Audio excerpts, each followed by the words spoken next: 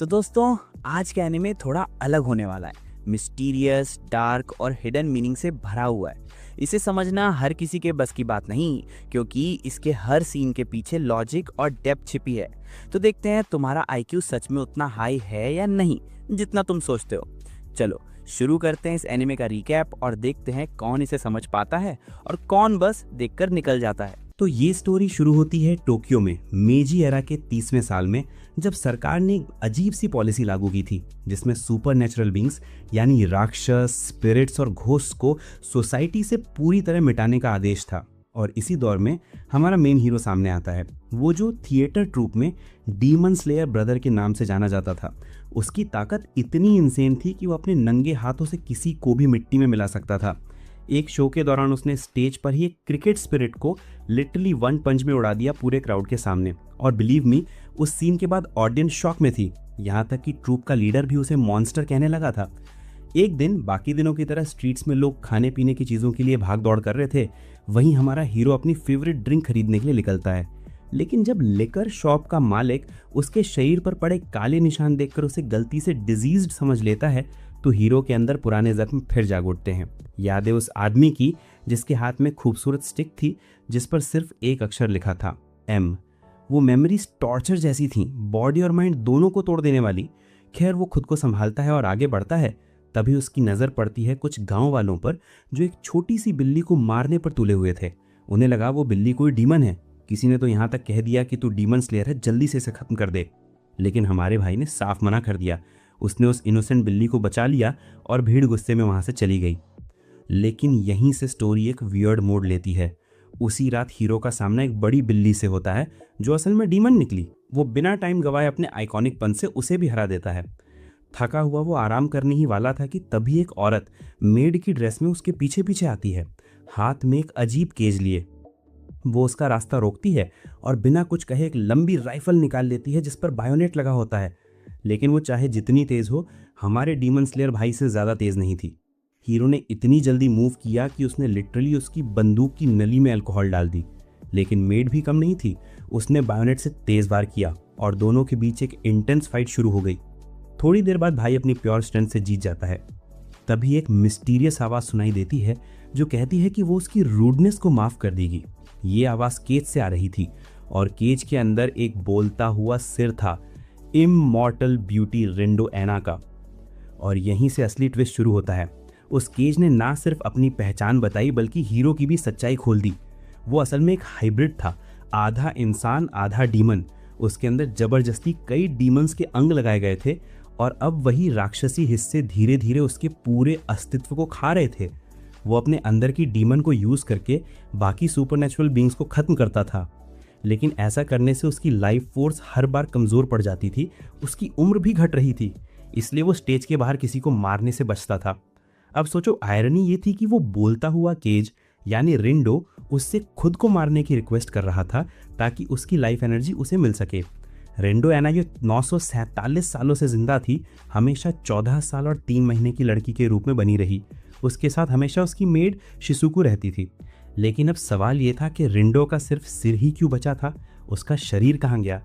असल में एक डीमन ने उसका सिर काट दिया था। डीमन के बनाए घाव कभी हील नहीं होते, इसलिए उसे मर जाना चाहिए था। लेकिन अटैकर खुद भी हाफ डीमन था, इसलिए वो बच गई। दुर्भाग्य से उसका शरीर गायब हो गया। उसने बताया कि उस मास्क्ड अटैकर ने उसका बॉडी ले लिया और उसे बस इतना ग्लिम्स दिया कि उसका मास्टर कौन है। वो आदमी जिसके हाथ में वही एम मार्क स्टिक थी, वही मॉन्स्टर जिसने हमारे डीमन के अंदर डीमंस का ट्रांसप्लांट किया था। उसी समय थिएटर ट्रूप के बाकी लोग वहां पहुंच गए तो उन्हें वहां से निकलकर किसी दूसरी जगह बात करनी पड़ी। रास्ते में डीमन स्लेयर भाई ने आखिरकार अपना नाम बताया, शुनिची सुगुरु। शुनिची ने कन्फेस किया कि वो ट्रूप में इंटेंशनली गया था। उसे पता था कि अगर वो अपनी डीमन पावर्स का ज़्यादा यूज़ करेगा तो जल्दी मर जाएगा और वो उसी तरीके से मरना चाहता था, स्टेज पर ऑडियंस के सामने एक स्पेक्टिकल की तरह। लेकिन अगर वो कंट्रोल खो देता तो वो उन सब का वध भी कर सकता था। वो लोग जो उसकी ताकत देखकर उसे एडमायर करते थे। यही था उसका ट्विस्टेड आर्ट, एक बैलेंस बनाना ह्यूमंस और डीमंस के बीच में। रेंडो को यह सुनकर एहसास हुआ कि उसने अपनी ह्यूमन सीमा बहुत पहले पार कर दी है। रेंडो चाहती थी कि शुनिची उसकी बात मान ले, लेकिन वो तैयार नहीं हुआ। उसे गुस्सा था कि जब बॉडी वापस पाने का मौका था तब उसने मौत को चुना। आखिरकार उसने डील रखी कि वो उस बूढ़े आदमी का पीछा करेगा जिसके पास एम वाली स्टिक थी और उसकी लाश वापस लाएगा। बदले में रिंडो से ज्यादा जीने का तरीका बताएगी। रिंडो ने कहा कि वो उसकी बॉडी का एक हिस्सा खा सकता है जिससे उसकी उम्र बढ़ेगी, लेकिन शुनिची ने साफ मना कर दिया कि वो उसके वाइटल पार्ट्स नहीं खाएगा। तो उसने सिर्फ उसकी सलाइवा चुनी और वहीं हुआ उनका पैशनेट किस जो एक इटर्नल बॉन्ड की तरह था। अब सीन बदलता है। साल 1898 फ्रांस के ईस्टर्न पार्ट में एक पिता और उसका बेटा साथ में डियर हंटिंग पर जाते हैं। पिता के पास राइफल है, बेटा रॉन बस मशरूम्स इकट्ठे कर रहा है। हिरन मारा जाता है, लेकिन गोली से नहीं।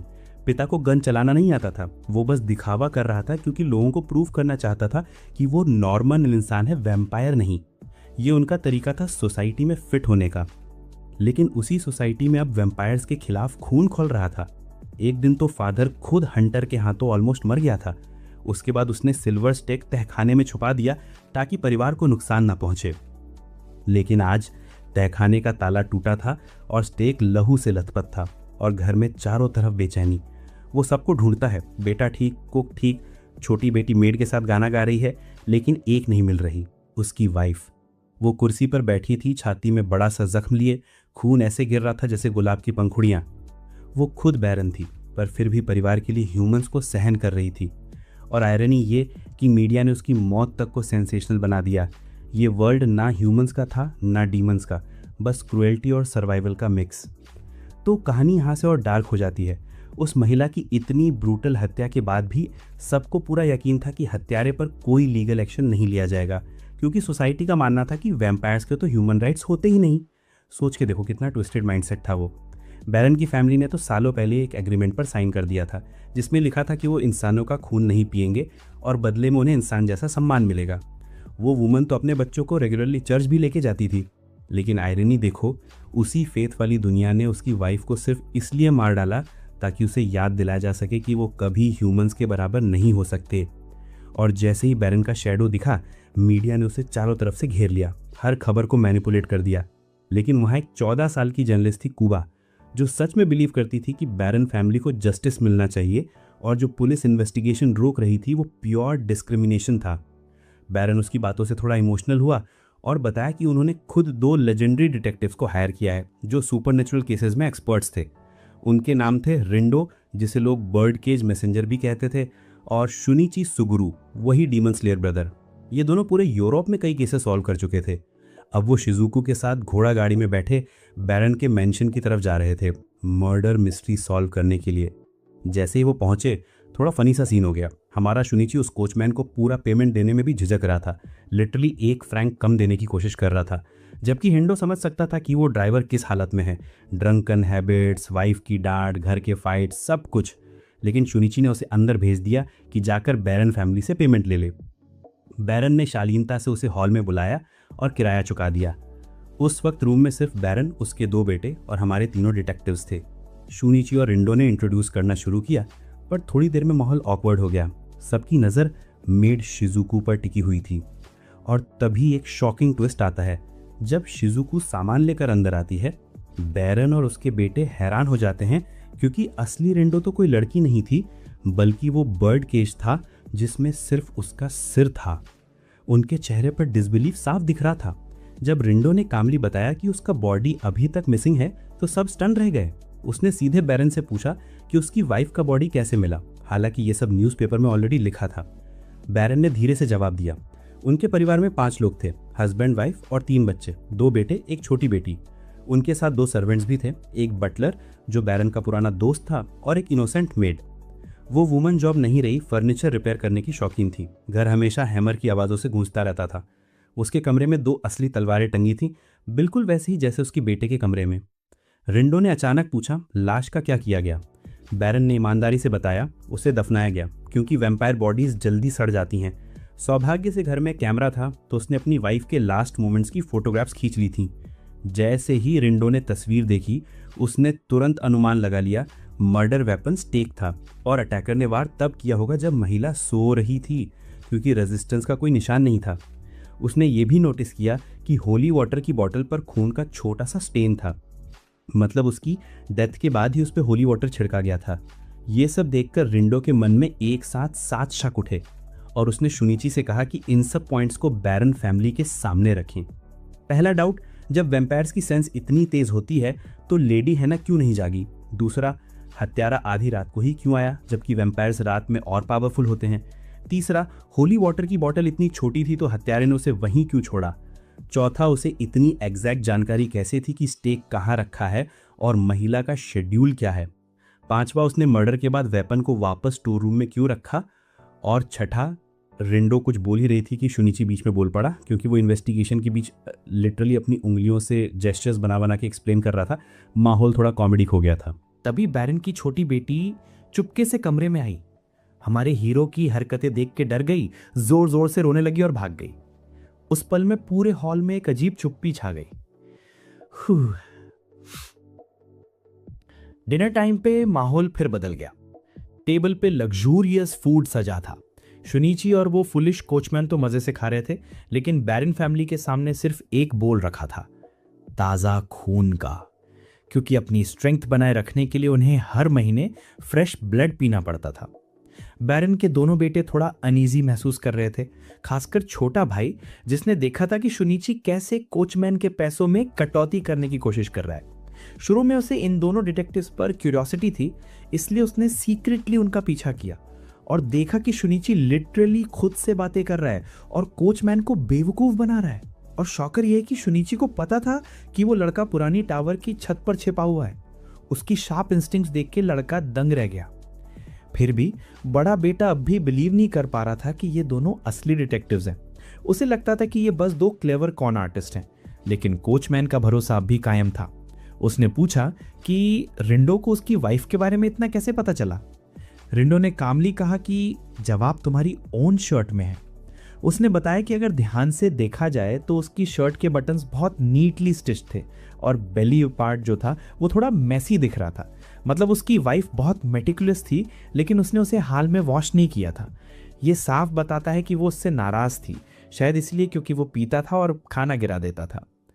इतना एक्यूरेट डिडक्शन सुन के कोचमैन लिटरली रो पड़ा। वहीं बैरन का बड़ा बेटा इंप्रेस हो गया, उसे शर्लॉक होम्स की याद आ गई। लेकिन रिंडो ने हम्बल टोन में कहा कि वो उस जीनियस की बराबरी नहीं कर सकती और ना ही उससे मिलना चाहती है। अचानक उसने बैरन से एक और सवाल किया, क्या मर्डर वाली रात भी सबने ऐसी साथ डिनर किया था? बैरन ने हाँ में जवाब दिया। और खाना कितने बजे खत्म हुआ? करीब 12:30 बजे, उसने कहा। मतलब मौत से सिर्फ 1 घंटा पहले। और यहीं पर स्टोरी एक नई मिस्ट्री के दरवाजे खोलती है, क्योंकि अब सवाल सिर्फ ये नहीं था कि लेडी हैना को किसने मारा, बल्कि ये भी कि क्यों मारा। ठीक है, सुनो, ये वाला हिस्सा कहानी को और भी गहराई देता है, तो थोड़ा ध्यान से सुनना। तो जैसे जैसे जांच आगे बढ़ती है, रिंडो ने पूरे परिवार के बिहेवियर को ऑब्जर्व करना शुरू किया। और इंटरेस्टिंग बात यह थी कि लेडी हैना का बिहेवियर पूरे टाइम बिल्कुल नॉर्मल था। रात के खाने के बाद वो बस अपने कमरे में जाके आराम करना चाहती थी। वहीं बैरन अपने बड़े बेटे के साथ 2nd फ्लोर वाली लाइब्रेरी में चला गया और छोटी बेटी टॉयज के साथ खेलने लगी। सब कुछ एकदम यूजुअल लग रहा था, बस दिखने में। करीब 1 घंटे बाद तीनों मेन हॉल में पहुंचे। बैरन हमेशा की तरह अपनी हंटिंग राइफल लेने स्टोर रूम गया और उस वक्त वहां कुछ भी अनयूजुअल नहीं दिखा। लेकिन बाहर निकलते ही उसकी मुलाकात छोटे बेटे से हुई, जो एक्साइटेड था और बोला कि वो भी जंगल में पेड़ों को देखने जाना चाहता है। फिर दोनों जंगल की तरफ निकल गए। बैरन ने जंगल में कई बार गोली चलाई, लेकिन कोई भी निशाना सही नहीं लगा। ये बात अपने में थोड़ी अजीब थी। अब बात करते हैं बड़े बेटे की। जब उसके पिता जंगल में थे, वो अपने कमरे में अकेले रीडिंग कर रहा था। लेकिन जैसे ही छोटे भाई से पूछा गया कि डिनर के बाद के 30 मिनट में वो कहाँ था, उसका एटीट्यूड अचानक बदल गया। इरिटेशन, डिफेंसिवनेस, सब कुछ साफ दिख रहा था। उसे लग रहा था कि उस पर शक किया जा रहा है। और सच कहूं तो रिंडो को सिर्फ उसी पर नहीं बल्कि पूरे परिवार पे शक था। छोटे भाई ने काफी देर बाद जवाब दिया कि वो पूरे टाइम अपने कमरे में ही था और कुछ भी सुनाई नहीं दिया। फिर इंटेरोगेशन पहुंचा उस नए इनोसेंट मेड तक। वो बहुत डरी हुई थी।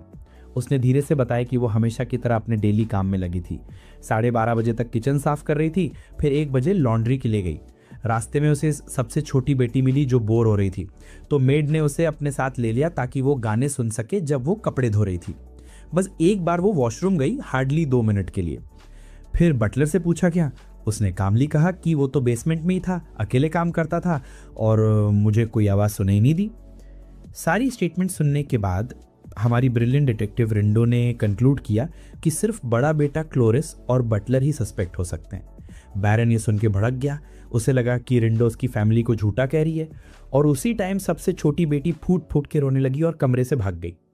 एटमॉस्फेयर पूरा टेंस था, तो डिनर डिस्कशन थोड़ी देर के लिए रुक गई। रूम से बाहर निकलते वक्त शुनिची, रिंडो और शिजुकू आपस में क्वाइटली बात कर रहे थे। रिंडो के दिमाग में अभी दो बातें क्लियर नहीं थी। उसने शिजुकू को बोला कि दोनों नौकरों पर नजर रखो, क्योंकि इंटरेस्टिंग बात यह थी कि परिवार के किसी भी मेंबर के हाथों पर सिल्वर स्टेक के बर्न मार्क्स नहीं थे। मतलब साफ था कि सर्वेंट्स ही सबसे बड़े सस्पेक्ट्स हैं। लेकिन तभी सीन पलट जाता है। बड़ा बेटा अचानक वहां आ जाता है और जोर से बोलता है कि वो क्रिमिनल नहीं है। अचानक वो शिजुकू पर अटैक करने दौड़ पड़ता है। लेकिन अजीब बात यह कि शिजुकू को जरा भी दर्द नहीं हुआ। पलटकर उसने शुनिची का गला पकड़ लिया, उसे जमीन पर पटक दिया और वहां से निकल गया। अब शुनिची के लिए शक करना इम्पॉसिबल था। यह क्लियरली दिख रहा था कि बड़ा बेटा ही कल्प्रिट है। पर शिजुको अब भी डाउटफुल थी। वो मान नहीं रही थी। उसे लग रहा था कुछ और छुपा है। सीन वापस डाइनिंग हॉल में शिफ्ट होता है। मेड शिजुको बैरन के दोनों नौकरों के साथ खड़ी थी। थोड़ी देर जनरल बातें हुई, फिर शिजुको ने कैजुअली उनके काम और स्ट्रगल्स के बारे में पूछा। बटलर हल्के से मुस्कुराया और बोला कि हाँ, ये काम एग्जॉस्टिंग है, स्पेशली रात में, लेकिन 20 साल में उसे आदत पड़ चुकी है। मासूम मेड ने बताया कि वो अब भी इस रात वाले शेड्यूल की आदी नहीं हुई है, लेकिन जानवरों का खून निकालने में एक्सपर्ट है। जैसे ही बटलर वहां से निकलने लगा, शिजुको ने उसे रोक लिया, कहा कि उसे बैरन से मिलना है। पर मेड ने बताया कि बैरन तो शुनिची के साथ जंगल गया है। रिंदु शांत लहजे में कहती है, ऐसे जीव अगर किसी मॉन्स्टर के हाथ मारे जाएं तो वो भी मर सकते हैं। वो जोड़ती है कि मॉन्स्टर सबसे पावरफुल स्पीशीज नहीं है, क्योंकि उनमें खुद डिफेंस की कमी और स्टुपिडिटी ज़्यादा होती है। बैरन को अचानक एहसास होता है कि वो दो इमॉर्टल बीइंग्स जिनसे वो बात कर रहा है वही रिंडो व शुनिची हैं। लेकिन तभी कहीं से एक तीर आता है, सीधा बैरन की गर्दन पर। गुड थिंग ये कि वो एरो साधारण था, इसलिए वो बच गया। बैरन तुरंत अटाकर की तरफ दौड़ पड़ा और उसे जमीन पर गिरा दिया। तभी रिंडो और शुनिची पहुंचते हैं और बीच बचाव करते हैं। पूछताछ के बाद पता चलता है कि वो आदमी असली किलर नहीं था। वो अभी अभी जर्मनी से आया था। असल में वो बदला लेने आया था, क्योंकि उसके दोस्त ह्यूगो को, जो एक दिन पहले बैरन की हत्या करने गया था, बैरन ने ही मार डाला था। लेकिन उसे अपने दोस्त के पास सिल्वर स्टेक होने की भी खबर नहीं थी, इसलिए दोनों डिटेक्टिव्स ने उसे छोड़ दिया। अब पजल के सारे पीसेस मिल चुके थे और अपराधी वही था जिसे रिंडो ने शुरू से सस्पेक्ट किया था। फिर सब लोग वापस मैंशन पहुंचे। लाइब्रेरी में पूरा फैमिली बैठा था और रिंडो कामली केस एक्सप्लेन करने लगी। उसने अपने पहले 5 सवाल दोबारा गिनाए। पहला, पिशाचों की सेंसेस इतनी शार्प होने के बावजूद लेडी हैना क्यों नहीं जागी? दूसरा, वो हत्यारा आधी रात को ही क्यों आया, जबकि वैम्पायर्स तो रात में स्ट्रॉन्गेस्ट होते हैं? तीसरा, उसने होली वाटर की बोतल वहां क्यों छोड़ी? चौथा, उसे स्टोर रूम और चेंबर की एग्जैक्ट लोकेशन कैसे पता थी? पांचवा, उसने स्टेक को वापस स्टोर रूम में क्यों रखा? इन 5 बातों से साफ था कि किलर घर के अंदर का ही कोई था। अब छठा पॉइंट आया और वो सबसे डिस्टर्बिंग था। घर में किसी ने भी खूंटे के ठोकने की आवाज नहीं सुनी। मतलब जो कुछ भी हुआ वो प्लान पहले से था और शायद किसी ऐसे के हाथ हो जिसने साउंड, स्मेल और टाइमिंग सब कुछ परफेक्टली कंट्रोल किया हुआ था। और यहीं से कहानी अब और भी ज्यादा डार्क होने वाली थी, क्योंकि रिंडो अब तक जो भी क्लूज इकट्ठा कर रही थी वो आखिरकार एक शॉकिंग ट्रूथ तक पहुंचने वाली थी। उसने एक चीज नोटिस की, खूंटी ठोकने की आवाज और कील ठोकने की आवाज में फर्क होता है। और अगर सच में खूंटी ठोकी गई होती तो उसकी आवाज घर के बाकी लोगों तक जरूर जाती। मतलब साफ था, जो आवाज सुनाई नहीं दी वो किसी इम्पॉसिबल पॉसिबिलिटी को कैंसिल कर रही थी। रिंडो ने कामली कंक्लूड किया कि हत्या का असली हथियार वो चांदी का खूंटा नहीं था, बल्कि उससे मिलता जुलता कोई और ऑब्जेक्ट था। और यही बात केस को ट्विस्ट कर देती है। सोचो, अगर हत्यारा सच में हैमर से वो खूंटा ठोकता तो वही आवाज आती जैसी वो औरत फर्नीचर ठीक करते वक्त निकालती थी, लाउड एंड क्लियर। लेकिन यहां साइलेंस था और यही साइलेंस सबसे बड़ा क्लू बन गया। अब यहां से केस थोड़ा क्रीपी मोड़ लेता है, क्योंकि हत्यारे ने हैमर यूज नहीं किया, क्योंकि उसका एक्चुअल वेपन चांदी से भी फ्रजाइल था। हैमर की एक हिट में ही वो टूट जाता। रिंडो ने अब 7वां क्लू रिवील किया जो पूरा गेम पलट देता है। क्राइम सीन पर मिली ग्लास बॉटल अंदर से गंदी थी, बाहर से साफ नहीं हो पाई। मतलब साफ था कि वो बॉटल कभी होली वाटर की नहीं थी। वो बस एक फेक एविडेंस था जो हत्यारे ने जानबूझकर वहां रखा था। लेकिन फिर भी विक्टिम की चेस्ट पर होली वाटर के मार्क्स साफ दिख रहे थे। अब सवाल ये कि होली वाटर आया कहां से? यहीं पर आया सबसे चिलिंग ट्विस्ट। वेपन खुद वही था। वो खूंटा असल में जमे हुए होली वाटर से बना था। Frozen holy water stake. सोचकर ही गूज़बम्स आते हैं। क्राइम के बाद जब बैरन गन लेने गया तभी किलर ने स्टोर रूम का लॉक तोड़कर फेक एविडेंस तैयार किया। उसने विक्टिम का खून उस सिल्वर स्टेक पर डाला ताकि सबको लगे कि वही मर्डर वेपन है, लेकिन असल में आइस स्टेक तो मेल्ट होकर गायब हो चुका था। Smart right? रिंडो ने फिर शुनिची से पूछा, क्या तुम समझे इसका मतलब? शुनिची बस मुस्कुराया और बोला, मतलब ये कि मर्डरर ने फेक क्राइम टाइम सेट किया था ताकि सबको कंफ्यूज कर सके। अब जब असली क्राइम टाइम सामने आ गया तो सस्पेक्ट्स की लिस्ट काफी छोटी रह गई और यहां से रिंडो ने अपने 5 लॉजिकल कंडीशंस बताई जिनसे असली किलर को पकड़ना पॉसिबल था। पहला, 12:30 से 1 बजे के बीच मर्डर करने की कैपेबिलिटी। दूसरा, 1 से 1.5 तक सॉलिड एलिबाई बनाना। तीसरा, बैरन के स्टेक चेक करने के बाद उसे स्टोर रूम में फेंकने के लिए कुछ मिनटों की आज़ादी होना। चौथा, इतना स्ट्रांग होना कि स्टेक को चेस्ट में घोंप सके। और पांचवा, इतने शॉर्ट टाइम में सब कुछ एग्जीक्यूट कर लेना। अब बस कुछ ही सस्पेक्ट्स बचे थे और जब लास्ट 2 कंडीशंस अप्लाई हुई तो सच्चाई खुद ब खुद बाहर आ गई। मर्डरर और कोई नहीं बल्कि बैरन का छोटा भाई था। लेकिन ट्विस्ट यहीं खत्म नहीं हुआ। वो लड़का बोला, मैं गिल्टी नहीं हूं, मैं सिल्वर को छू भी नहीं सकता बिना जले। लेकिन रिंडो ने उसकी ये ट्रिक भी एक्सपोज कर दी। उसने कामली बताया कि वैम्पायर्स जल्दी हील हो जाते हैं। उसने अपने बॉन्ड फिंगर्स खुद काट दिए थे ताकि कोई निशान ना रहे। Instant regeneration. ये सुनकर वो लड़का लिटरली पागल हो गया। वो दोनों डिटेक्टिव्स पर टूट पड़ा, लेकिन शुनिची रेडी था। जैसे ही वो आगे बढ़ा, शुनिची ने उसे एक ही मूव में पकड़ लिया। रिंडो ने मजाक में कहा, तूने खुद को रिवील करने से पहले हमें बोलने तो दे देता। फिर रिंडो ने शिजुको से केज लाने को कहा और शुनिची ने उस छोटे भाई से मुकाबला किया।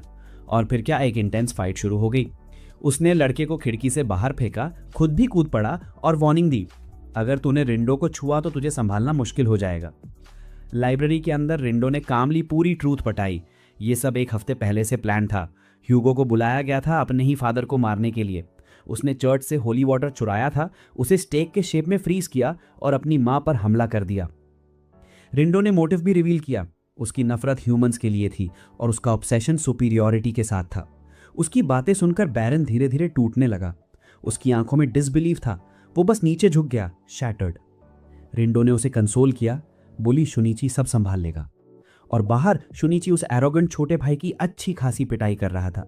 वो लड़का अब भी चिल्ला रहा था, सभी क्रीचर्स इक्वल हैं लेकिन वैम्पायर सुपीरियर हैं। और बस शुनिची का पेशेंस खत्म हो गया। उसने अपना डीमन स्लेयर मोड एक्टिवेट किया और उसे कुछ सॉलिड पंचेस मारे। शुनिची ने खुद रिवील किया कि वो एक हाइब्रिड डीमन है, train by Japan's ancient demon hunting unit. ये सुनकर वो लड़का डर गया। उसके वुंड्स हील होना बंद हो गए। अब चाहे जितनी कोशिश की वो फाइट में टिक नहीं पाया और शुनिची ने उसे फाइनल किक मारकर खत्म कर दिया। घर में बैरन शॉक में था। वो सोच भी नहीं पा रहा था कि उसकी फैमिली इतनी ट्रैजिक तरह से टूट जाएगी।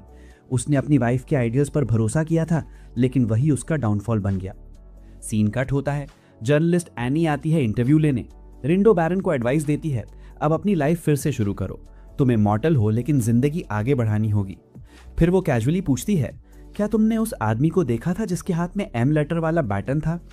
बैरन जवाब देता है, वो 1 हफ्ते पहले जा चुका है। फिर एनी शुनिची से पूछती है, what do you think about this case? Shunichi बस मुस्कुराता है और कहता है, बैरन अपनी वाइफ को 3 बार खो चुका है और तीसरी बार के बाद अगली बारी उसकी है। और इसी के साथ सीन शिफ्ट होता है। हम देखते हैं Erik the Phantom of the Opera एक लग्जरी शिप पर बंधा हुआ है। उसे वहां लाया है मास्टर डीफ लूपिन, वो चार्मिंग ब्लॉन्ड जो अपनी नेक्स्ट हाइस्ट की तैयारी कर रहा है। उसका टारगेट फिलियस फोर्जा के मैंशन से नाइट जूवल चुराना है, जो प्रैक्टिकली इम्पॉसिबल है। लेकिन ट्विस्ट यह है कि लंदन में शर्लॉक होम्स भी मौजूद है और इससे मिशन पहले से ही डूम्ड लग रहा था।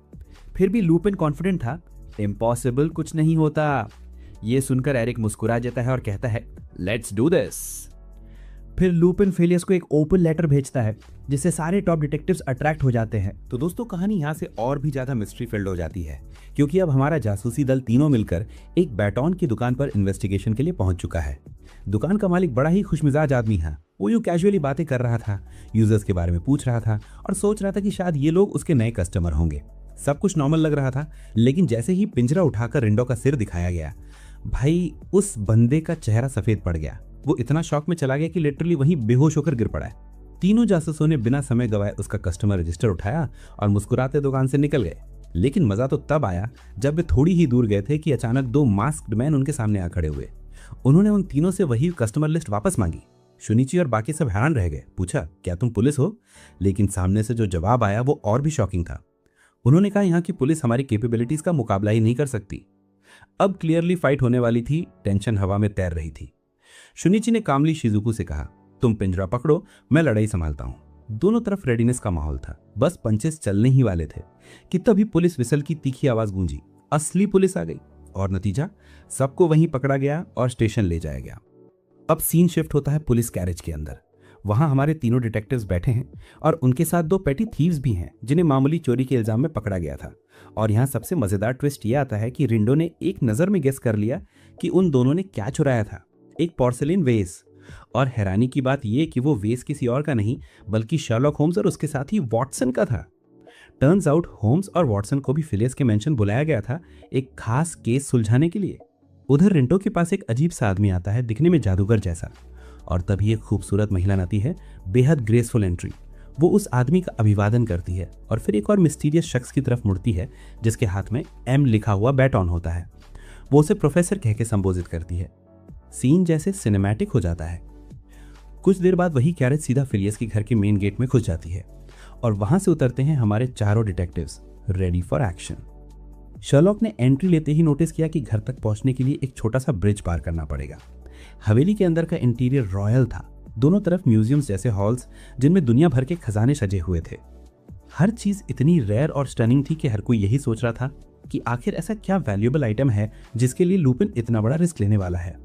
अब कट होता है दूसरी तरफ। लुपिन और उसका पार्टनर एरिक अपनी प्लान डिस्कस कर रहे हैं।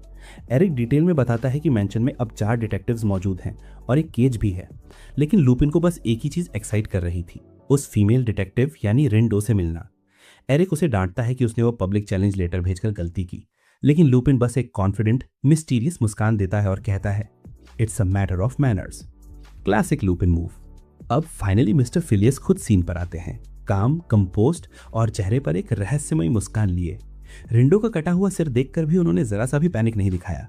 उसी पल सबको समझ आ गया कि यह आदमी नॉर्मल नहीं है, ये सच में सुपर नेचुरल क्राइम्स की इन्वेस्टिगेशन में एक्सपर्ट है। फिलियस ने क्वाइटली एनालाइज किया कि लुपिन की डिस्ट्रक्टिव पावर किसी असली मॉन्स्टर से कम नहीं है और इसी वजह से उसने ऐसे अनयूजुअल डिटेक्टिव्स को बुलाया था। पर होम्स को यह सब ओवर प्रिपरेशन लग रहा था। उसने स्लाइटली मॉकिंग टोन में कहा, लुपिन को पकड़ने के लिए 2 डिटेक्टिव्स, थोड़ा ज्यादा नहीं? रिंडो भी पीछे नहीं हटी। उसने कामली जवाब दिया, एक प्रॉब्लम सॉल्व करने के लिए एक दिमाग काफी है। इस पर होम्स हंसकर बोला, लेकिन बिना बॉडी के दिमाग काम कैसे करेगा? और बस दोनों के बीच लाइट सार्काज्म वाली टक्कर शुरू हो गई। इतनी तीखी बहस कि वॉटसन को बीच में आकर होम्स को याद दिलाना पड़ा, सर केस की डिटेल्स पूछना मत भूलिएगा। अब बात आती है लुपिन के भेजे गए लेटर की। उसमें साफ लिखा था कि वो 19 जनवरी की रात 11 से 11:30 के बीच में नाइट ज्वेल चुराने आएगा। ये ज्वेल कोई ऑर्डिनरी डायमंड नहीं था, ये 80 कैरेट का ब्लैक डायमंड था जिसे कभी पब्लिक में नहीं दिखाया गया था। वो मेंशन के बेसमेंट में एक स्पेशल वॉल्ट में रखा था जो चारों ओर से पानी से घिरा था। सबसे ज्यादा सस्पिशियस हिस्सा था मेंशन का साउथ साइड, जहां पर एक 5 फीट की अंडरग्राउंड कैनाल थी, बस इतनी बड़ी कि कोई अडल्ट आदमी क्रॉल करके निकल सके। होम्स ने तुरंत आदेश दिया, उस रास्ते को सील कर दो। अब गार्ड सेटअप इनसेन था। 20 सिक्योरिटी गार्ड्स, 80 पुलिस ऑफिसर्स और साथ में 2 एक्स्ट्रा स्पेशल इंश्योरेंस कंपनी के एजेंट्स, रेनहो और फतिमा लॉयड्स इंश्योरेंस के रिप्रेजेंटेटिव थे। वो कंपनी जो 200 साल से रेयर आर्टिफैक्ट्स इंश्योर करती आ रही थी और उनके व्हाइट यूनिफॉर्म्स में ये लोग किसी सीक्रेट ऑर्डर के मेंबर्स लगते थे। हर मेंबर को उसकी स्ट्रेंथ रेटिंग के हिसाब से रैंक मिला था, 1 से लेकर 7 तक। लुपिन का पास्ट कनेक्शन भी सामने आया। वो पहले नंबर 6 से मिल चुका था और उसकी आधी जिंदगी उसी के खिलाफ बीती थी, लेकिन आज फिलियस के मेंशन पहुंचे थे नंबर 5 रेनहो और नंबर 7 फातिमा। रेनहो को रिंडो और शुनिची से साफ नफरत थी क्योंकि वो ह्यूमंस नहीं थे। इंश्योरेंस कंपनीज के लिए सुपर नेचुरल बींग्स हमेशा रिस्क फैक्टर्स माने जाते हैं। शुनिची ने ऑब्जर्व किया कि रेनहो भले ही टफ दिख रहा था, लेकिन उसे बेसमेंट में उतरने से डर लग रहा था, इतना कि फातिमा को लिटरली उसे नीचे खींचना पड़ा। अब सब मिलकर बेसमेंट की तरफ बढ़े। वहां एक मैसिव ब्रिज था और दोनों ओर आर्म्ड गार्ड्स खड़े थे। मिस्टर फिलियस ने अपनी सीक्रेट की से वॉल्ट का गुर खोला और जैसे ही वो खुला, सबकी आंखें उस ज्वेल पर अटक गईं। वो डायमंड 14th सेंचुरी में मिला था और उस पर एक क्रीपी इंस्क्रिप्शन खुदी थी, लाल भोर खून जैसी, बैंगनी शाम लाश जैसी, रात का चांद चमकता है, मुझे कुरूप मत देखो क्योंकि मेरे भीतर एक भेड़िया है। रेन्हो को ये देख तुरंत साउथ जर्मनी लेजेंड याद आ गई, वो कहानी जिसमें ड्वार्फ्स को वेयरवुल्व्स ने खत्म कर दिया था और उन ड्वार्फ्स ने बदले में 2 चीजें बनाई थी, एक अनब्रेकेबल जेम और एक अनक्रैकेबल वॉल्ट। रेन्हो ने वाव किया था कि वो उस जेम की रक्षा अपनी आखिरी सांस तक करेगा। इसी बीच एक और मिस्टीरियस ग्रुप सीन में एंटर करता है, लाल बालों वाली एक औरत और उसके साथी जो गुस्से में है क्योंकि लुपिन वही ऑब्जेक्ट चुराने की प्लान कर रहा है जो उनकी टारगेट लिस्ट में पहले से था। और फन फैक्ट ये कि यही ग्रुप पहले रिंडो और शिजुको से टकरा चुका था। अब डिटेक्टिव टीम रियलाइज करती है कि वॉल्ट में घुसना नियरली इम्पॉसिबल है, तो रिंडो कामली कहती है कि अगर लुपिन को अंदर आना है तो वो डिस्गाइज करना ही होगा। होम्स ने फिलियस को इंस्ट्रक्ट किया प्लान एग्जीक्यूट करने के लिए, जबकि शुनिची उत्सुकता से रिंडो से पूछता है कि तो तुम्हारी प्लान क्या है। रिंडो बस हल्की सी मुस्कुराती है और कहती है थोड़ी क्रेजी लग सकती है, फिर इशारा करती है इशिकावा गोमोन की तरफ और शुनिची वहीं फ्रीज होकर सोच में पड़ जाता है, क्या फिर से चोरी वाला ड्रामा शुरू होने वाला है। वो बड़बड़ाता है मेरा सामान तो वैसे ही खो गया है, अब घर में चोरी मत होने देना। तो दोस्तों सीन यहीं से स्टार्ट होता है कि शिजुको अभी गुस्से में आने ही वाली थी कि शुनिची का ध्यान अचानक एक पोटैटो सेलर की आवाज से भंग हो गया।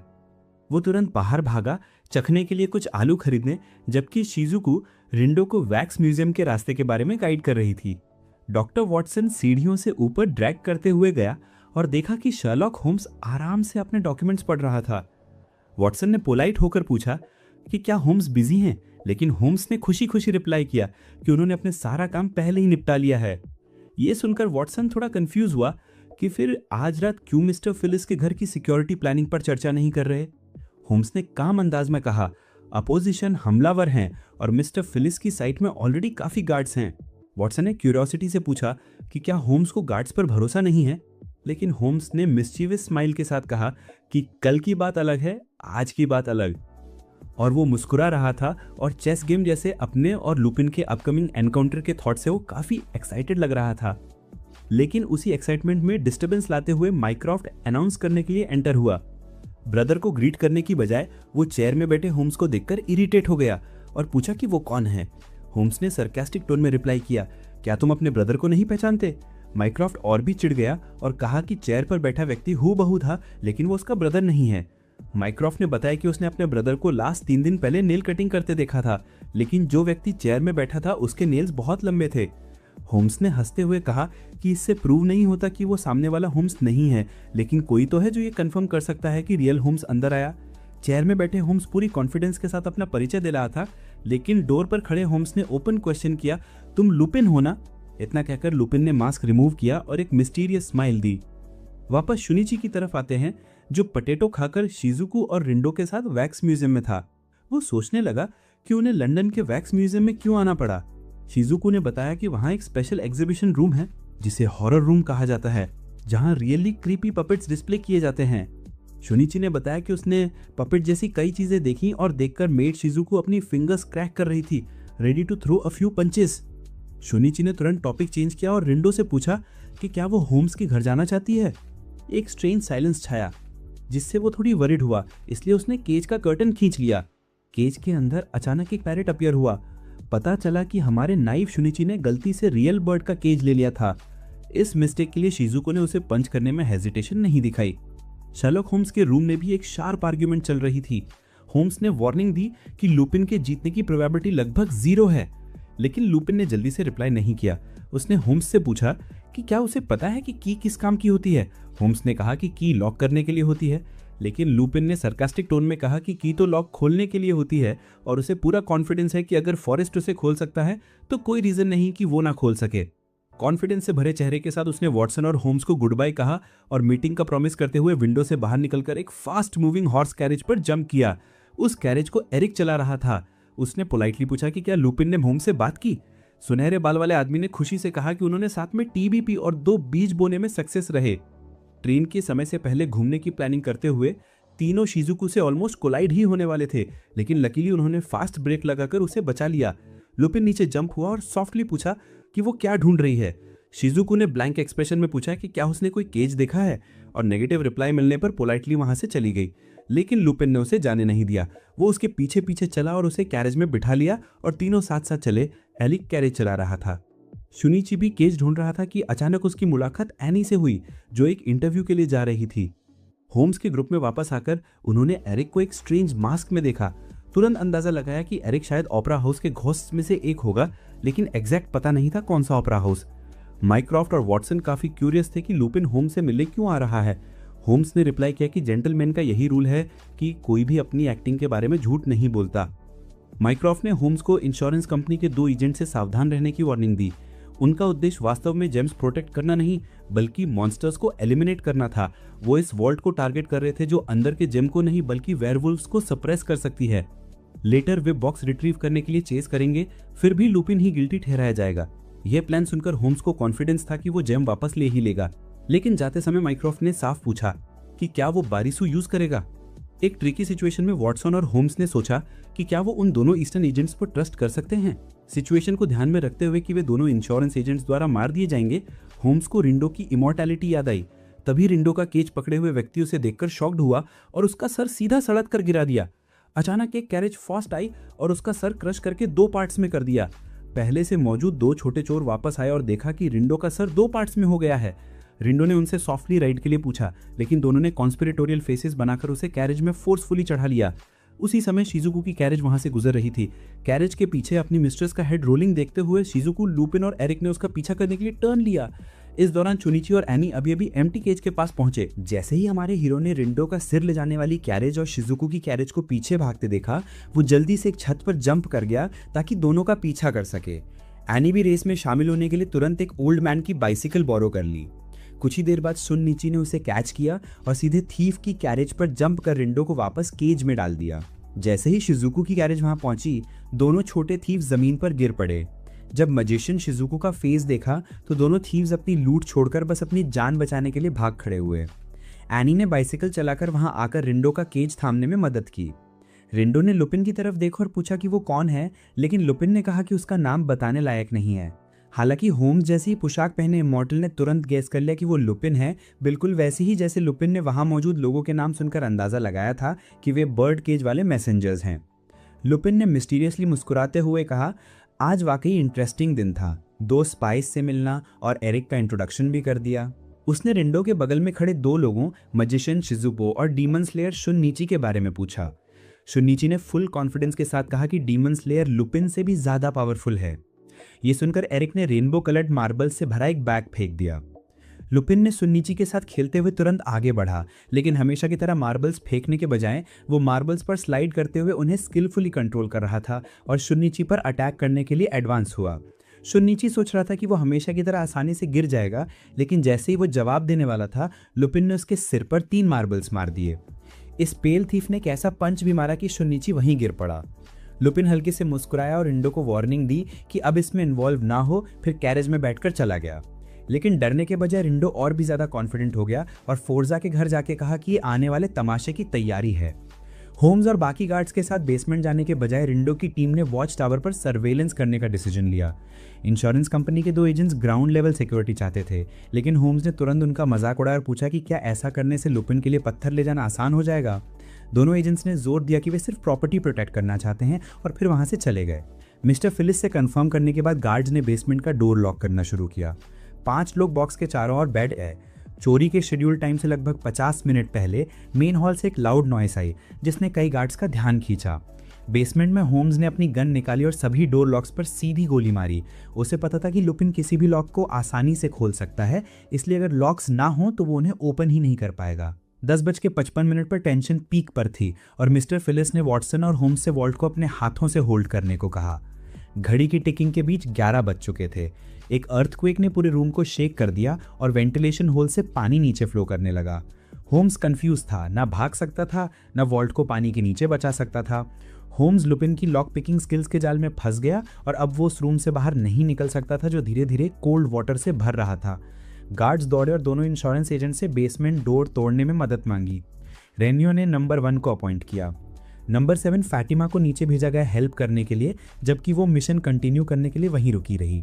नंबर 5 ने एरोज शूट किए जो स्ट्रॉन्ग डोर को पियर्स करके बड़े होल्स बन गए, जिससे पानी बाहर निकल सका। ट्विस्टेड गेट गिर गया और रूम का सारा पानी ड्रेन हो गया, जिससे अंदर मौजूद लोगों की जान बच गई।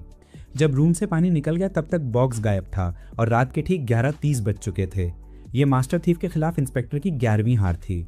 इस डेडलॉक में फातिमा ने सजेस्ट किया कि अगर वे ब्रिज का रास्ता ब्लॉक कर दें तो शायद उन्हें लुपिन पकड़ने का चांस मिल सके, क्योंकि इतने सील्ड रूम में मास्टर थीफ अभी तक एस्केप नहीं कर पाया होगा। टीम ब्रिज क्रॉस कर गई जबकि होम्स अभी भी डीप थिंकिंग में डूबा हुआ था। लिविंग रूम में सभी लोग वार्म ब्लैंकेट्स में रैप्ड थे। तभी अचानक होम्स ने इंस्पेक्टर को नीचे गिरा दिया और उसे हैंड कफ कर दिया। सब शॉक थे जब होम्स ने बताया कि यह फैट इंस्पेक्टर ब्रिज पर बहुत लाइटली वॉक करता है क्योंकि उसका स्टमक फेक है। फेक इंस्पेक्टर को यह जानकर शॉक लगा कि होम्स उसे पहचान सकता है, जबकि उसने शुरू से ही अपने नोज और चिन छिपा रखी थी। होम्स ने उसे यह भी डिसीव किया कि डायमंड अभी भी वॉल्ट में है, लेकिन असल में रियल वॉल्ट सुबह मेड द्वारा ले ली गई थी और डायमंड वॉटसन की पॉकेट में रखी मेडिसिन बॉक्स में थी। वॉटसन ने अपनी पॉकेट चेक की, लेकिन वियर्डली मेडिसिन बॉक्स नहीं बल्कि लुपिन के हाथ में थी। ब्यूटीफुल थीफ ने हाथ हिलाया और रूम गोल्डन लाइट से जगमगा उठा। वो अपने असिस्टेंट एरिक से मिलने के लिए ग्लास ग्रीन हाउस में भागा, जिसके हाथ में सिल्वर वॉल्ट थी। इस बीच शुन्निची अभी भी इशिकावा गोमुन की कहानी सुना रहा था, द नोटोरियस थीफ जिसे बॉयल करके मार दिया गया था, जिसके कारण उसके ब्रदर्स ने शहर में सबके यूटेंसिल्स चुराकर रिवेंज लिया। एक पॉटरी सेलर अपने यूटेंसिल्स चोरी होने के डर से अंदर सोया नहीं और थीव्स को पकड़ लिया। और बिल्कुल उसी स्टोरी की तरह जब सिल्वर वॉल्ट ओपन हुई, वहां रिंडो का हेड पड़ा था और चिल्ला रहा था, वे आ गए हैं। इसी समय हमारे हीरो ने भी सिचुएशन समझी और सीधे उन 2 ब्यूटीफुल थीव्स पर अटैक किया। पता चला कि दोपहर में लुपिन ने एनी को केज मैसेंजर समझ लिया था, इसलिए उसने सोचा भी नहीं कि वॉल्ट में फिट हो सकती है। लुपिन की मिसअंडरस्टैंडिंग भांपकर रिंडो ने शुन्निची को हार का एक्ट करने का निर्देश दिया। अब लुपिन मुश्किल में था, 1 के खिलाफ 2 की लड़ाई। एरिक चारों पैर भागा, लेकिन एक और डेंजरस पर्सन के आने से सिचुएशन और ट्रिकी हो गई। उसने मन ही मन सोचा कि एक मास्टर थीफ, 2 मॉन्स्टर्स और एक डायमंड, हर एक के लिए एक स्ट्राइक और डायमंड छीन लिया जाएगा। सडनली एक और बॉम्ब एक्सप्लोड हुआ, ब्रिज कोलैप्स हो गया और सब ट्रैप्ड हो गए। लुपिन ने तुरंत क्लैरिफाई किया कि ये उसका काम नहीं था। बेशक ये लुपिन का नहीं था, बल्कि उस ओल्ड मैन के नेतृत्व में एक गैंग था जिसके हाथ में एम शेप्ड स्टाफ था। उन्होंने तुरंत गार्ड्स के एक ग्रुप को मार गिराया, जिससे बाकी लोग पैनिक में भाग खड़े हुए। झुमके पहने brother Alistair, lady Camilla, Victor और जैक से बना ये गैंग स्टाफ लिए ओल्ड मैन के पीछे पीछे फाइट में उतर गया। उन्होंने पूरे गार्ड्स की कतार को बर्बाद कर दिया। इस इविल गैंग ने अपने काम बहुत क्लियरली डिवाइड किया था। जैक ईस्ट में, विक्टर वेस्ट में और प्रोफेसर बैटन, एलिस्टर और कैमिला डिकॉइज बनकर। जैसे ही गैंग ने अपनी प्लान फॉलो करना शुरू किया, सिर्फ एलिस्टर और कैमिला ही बाकी बचे। गार्ड्स का एक और ग्रुप आया और उन्हें वार्न किया। उनकी बात खत्म होने से पहले ही दोनों ने पूरी स्क्वाड को खदेड़ दिया। कैमिला अपनी ड्रेस पर ब्लड स्टेन्स देखकर डिस्टर्ब थी। हालांकि वो एक वैम्पायर थी। उसने एलिस्टर को वेस्ट मिशन सौंपा, जबकि वो खुद ईस्ट में मैसेकर करने के लिए चली गई। कुछ ही स्टेप्स में कैमिला ने एक मेड को कॉर्नर में ट्रिम्बलिंग करते हुए देखा। कैमिला ने सिग्नल दिया कि वो उसे डाइंग प्लेजर तक महसूस कराएगी। उसने धीरे से उसकी नेक आटी और खून पीती रही जब तक कि मेड कोलैप्स नहीं हो गई। शुनिची के साथ उसी रूम में लुपिन ने इमीडिएटली रियलाइज किया कि कोई इल्लीगली मैंशन में इंट्रूड कर गया है, लेकिन ना तो शुनिची और ना ही रेनहो को इससे फर्क पड़ा। वे दोनों जैसे हंग्री टाइगर्स एक दूसरे पर टूट पड़े। रेनहो ने सीधे लुपिन पर स्वॉर्ड तानी, लेकिन लुपिन ने उसे सटल तरीके से चकमा दे दिया, जिससे शुनिची वहीं फ्रोजन रह गया। लेकिन अपनी मास्टरफुल मार्शल आर्ट स्किल से हमारे हीरो ने तुरंत जंप लगाई और रेनहो को इतनी जोर से किक मारी कि वो दूर गिर पड़ा। रेनहो पीछे हटना नहीं चाहता था। उसने तुरंत अपनी स्पीड रीगेन की, स्वॉर्ड उठाई और फिर से अटैक किया। शुनिची को याद आया कि आज रात का मेन कैरेक्टर तो लुपिन है। रेनहो को भी याद आया और वो लुपिन और डायमंड पर हमला करने के लिए दौड़ पड़ा। क्लेवर लुपिन ने डायमंड आगे बढ़ाया जैसे सब खत्म हो गया हो, लेकिन तभी उस गोल्डन हेयर्ड मास्टर थीफ ने डायमंड को सीधे सीलिंग में बने होल से फेंक दिया। डायमंड सीलिंग पर रोल करता रहा, जबकि लुपिन अपनी मूव से खुश होकर एस्केप कर गया, रेनहो और शुनिची उस प्रेशियस जेम का पीछा करते हुए। उसी समय होम्स और वॉटसन भी वहां पहुंचे, लेकिन रिंदो ने मजाक में कहा कि वो पहले ही एक कदम स्लो हैं। होम्स ने उन्हें 5 इंट्रूडर्स के गैंग के बारे में बताया और रिंदो ने भी ज्वाइन करने की इच्छा जताई, क्योंकि वो गैंग के बारे में जानती थी। एरिक छिपा हुआ था, लेकिन नंबर 7 फातिमा ने उसे डिस्कवर कर लिया। ये फैंटम ब्रदर भी टारगेट पर था और अगर वो खुद को रिवील भी ना करता, फातिमा अपने डिवाइन क्रॉसबो से उस पर अटैक करती। एरोज बियरली मिस्ड, डार्क में विज करते हुए, जबकि एरिक ने स्किलफुली उन्हें डॉच कर लिया। फैंटम ऑफ द ओपेरा अभी जंप ही कर रहा था कि एक एरो सीधे उसके बैक में लग गई। होम्स की तरफ भी सिचुएशन टेंस थी। हर जगह गार्ड्स की बॉडीज पड़ी थी।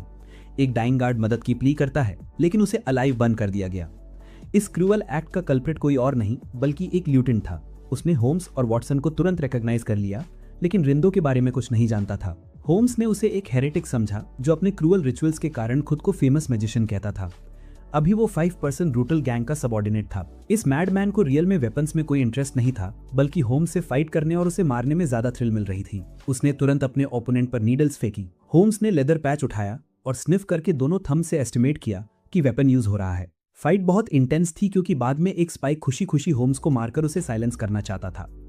ईस्ट में एक uncle like spy lady Camilla से मिला और उसे एक कॉपर कैंडी दी।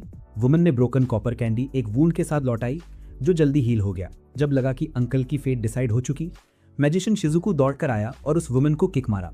शॉर्ट इंट्रोडक्शन के बाद एक्सप्रेशनलेस शिजुकू ने अंकल से पूछा कि क्या उसने एरिक नाम का फैंटम देखा है।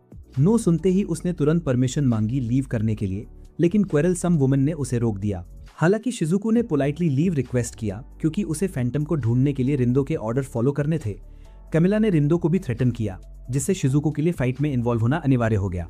हाइस डायमंड के बारे में जैसे ही लुपिन ने उसे कैच किया, रेनहो और शुनिची खुद को रोक नहीं पाए और हवा में ही एक दूसरे पर अफेक्शनेट पंचेस और किक्स बरसाने लगे। मार्शल आर्ट्स के एक राउंड के बाद डायमंड शुनिची के मुंह से निकलकर प्रेयर रूम के डार्क कॉर्नर में रोल कर गया। लुपिन शुनिची के साथ उसी रूम में एंटर हुआ और अनप्लेजेंट रेनहो से डील करने के लिए एक ट्रूस रिक्वेस्ट किया।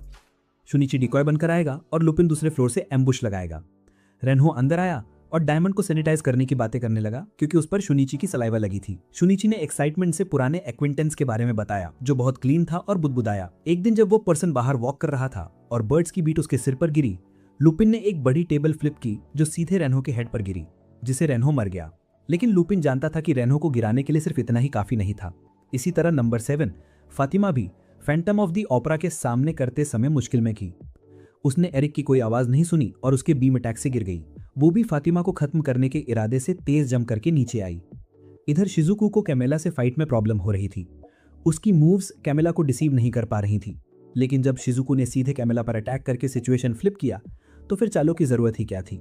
लेडी कैमिला मेड शिजुकू की डेडली अटैक से बचने के अलावा कुछ नहीं कर सकती थी।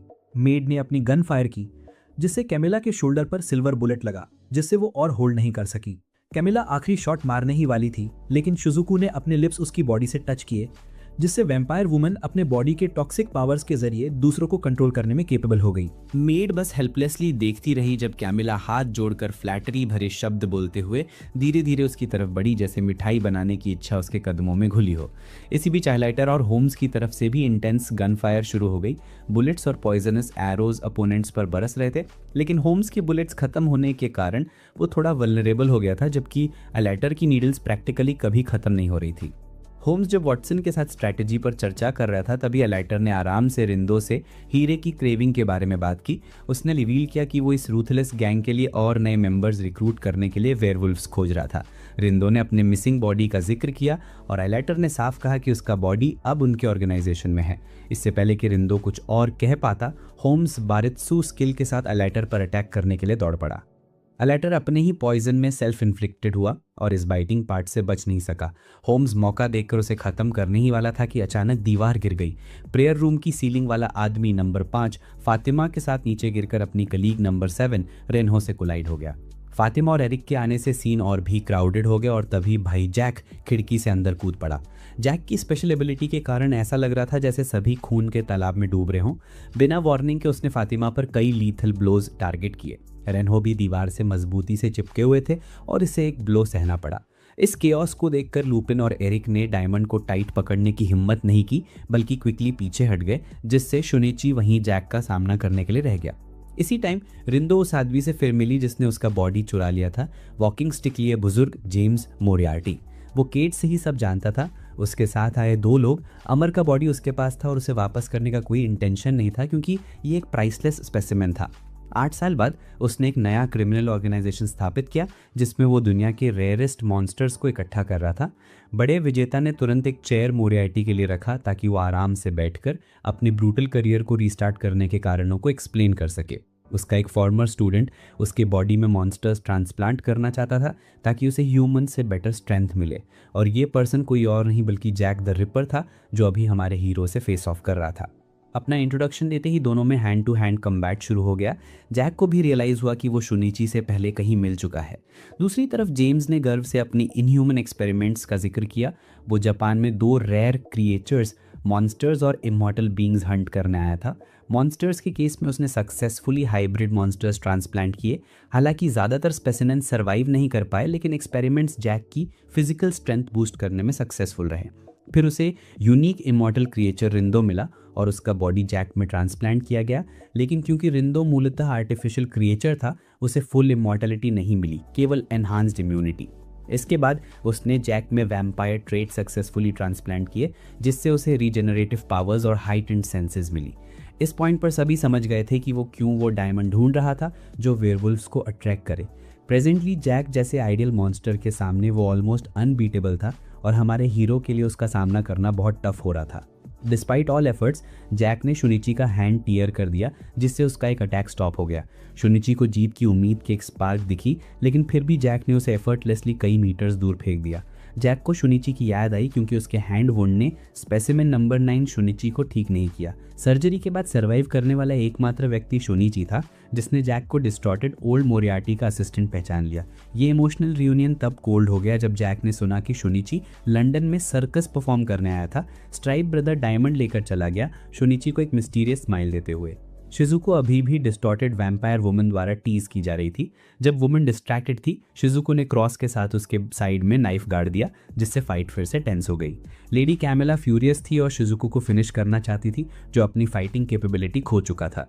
जैसे ही लाल फायरवर्क्स ने स्काई लाइट किया, ये सिग्नल था कि जैक ने स्टोन हासिल कर लिया है। पूरा ऑर्गेनाइजेशन अपने लीडर जेम्स के साथ मैंशन से बाहर निकल गया, जो हंसते हुए नाइट पार्टी ऑर्गेनाइजेशन का इंट्रोडक्शन देते हुए बोला कि ये उनके लिए ऑनर की बात है। सब कुछ खत्म होने के बाद सभी मिस्टर फिलियस के लिविंग रूम में गैदर हो गए। शुनिची बाइडली इंजर्ड था, लेकिन शिजुको को देखकर मुस्कुराया, जो मैजिक पॉइजन से ग्रस्त था और एम्बैरेस्ड फील कर रहा था। लूपिन और फैंटम मेरिक ने वाटर लेवल का एस्टिमेट लगाकर सक्सेसफुली कैनाल से एस्केप कर लिया। उनके साथ वो सिल्वर सेफ भी थी, जिसे रिंदो लाना भूल गया था, जिससे डिटेक्टिव्स और मिस्टर फिलियस को बिटर डिफीट का सामना करना पड़ा। वॉर जोन के दूसरी तरफ नाइट टीम अपनी विक्ट्री सेलिब्रेट कर रही थी। वो लोग डायमंड पर ड्रिंक कर रहे थे, लेकिन सरप्राइजिंग ट्विस्ट, जैक की पॉकेट में कोई जेम नहीं था। पता चला कि शुनिची ने जैक को प्रोफेशनल पिक पॉकेटिंग का डेमो दिया था। जेम वापस उसके रियल ओनर मिस्टर फिलियस को लौटा दी गई। सभी ने मिलकर इसे अल्ट्रा वायलेट लाइट में इसकी जांच की और समझा कि ये जेम इतना पॉपुलर क्यों था। जेम के सेंटर में रेड लेटर दंतों का जंगल ग्लोइंग था, signalling bloody war against invincible night party 3 main characters के बीच में। 8 साल पहले ग्रुप जंगल में मॉन्स्टर्स का पीछा कर रहा था। उन्होंने वेयरवुल्फ और लड़की को क्लिफ एज तक पहुंचाया। मदर और चाइल्ड क्लिफ में छिप गए। मदर ह्यूमंस के कर्सेस के बीच अपने चाइल्ड को कंफर्ट देने की कोशिश कर रही थी। उस मैसेकर का अंत फायर में हुआ, जिसने पूरे टावर को ऐश में बदल दिया।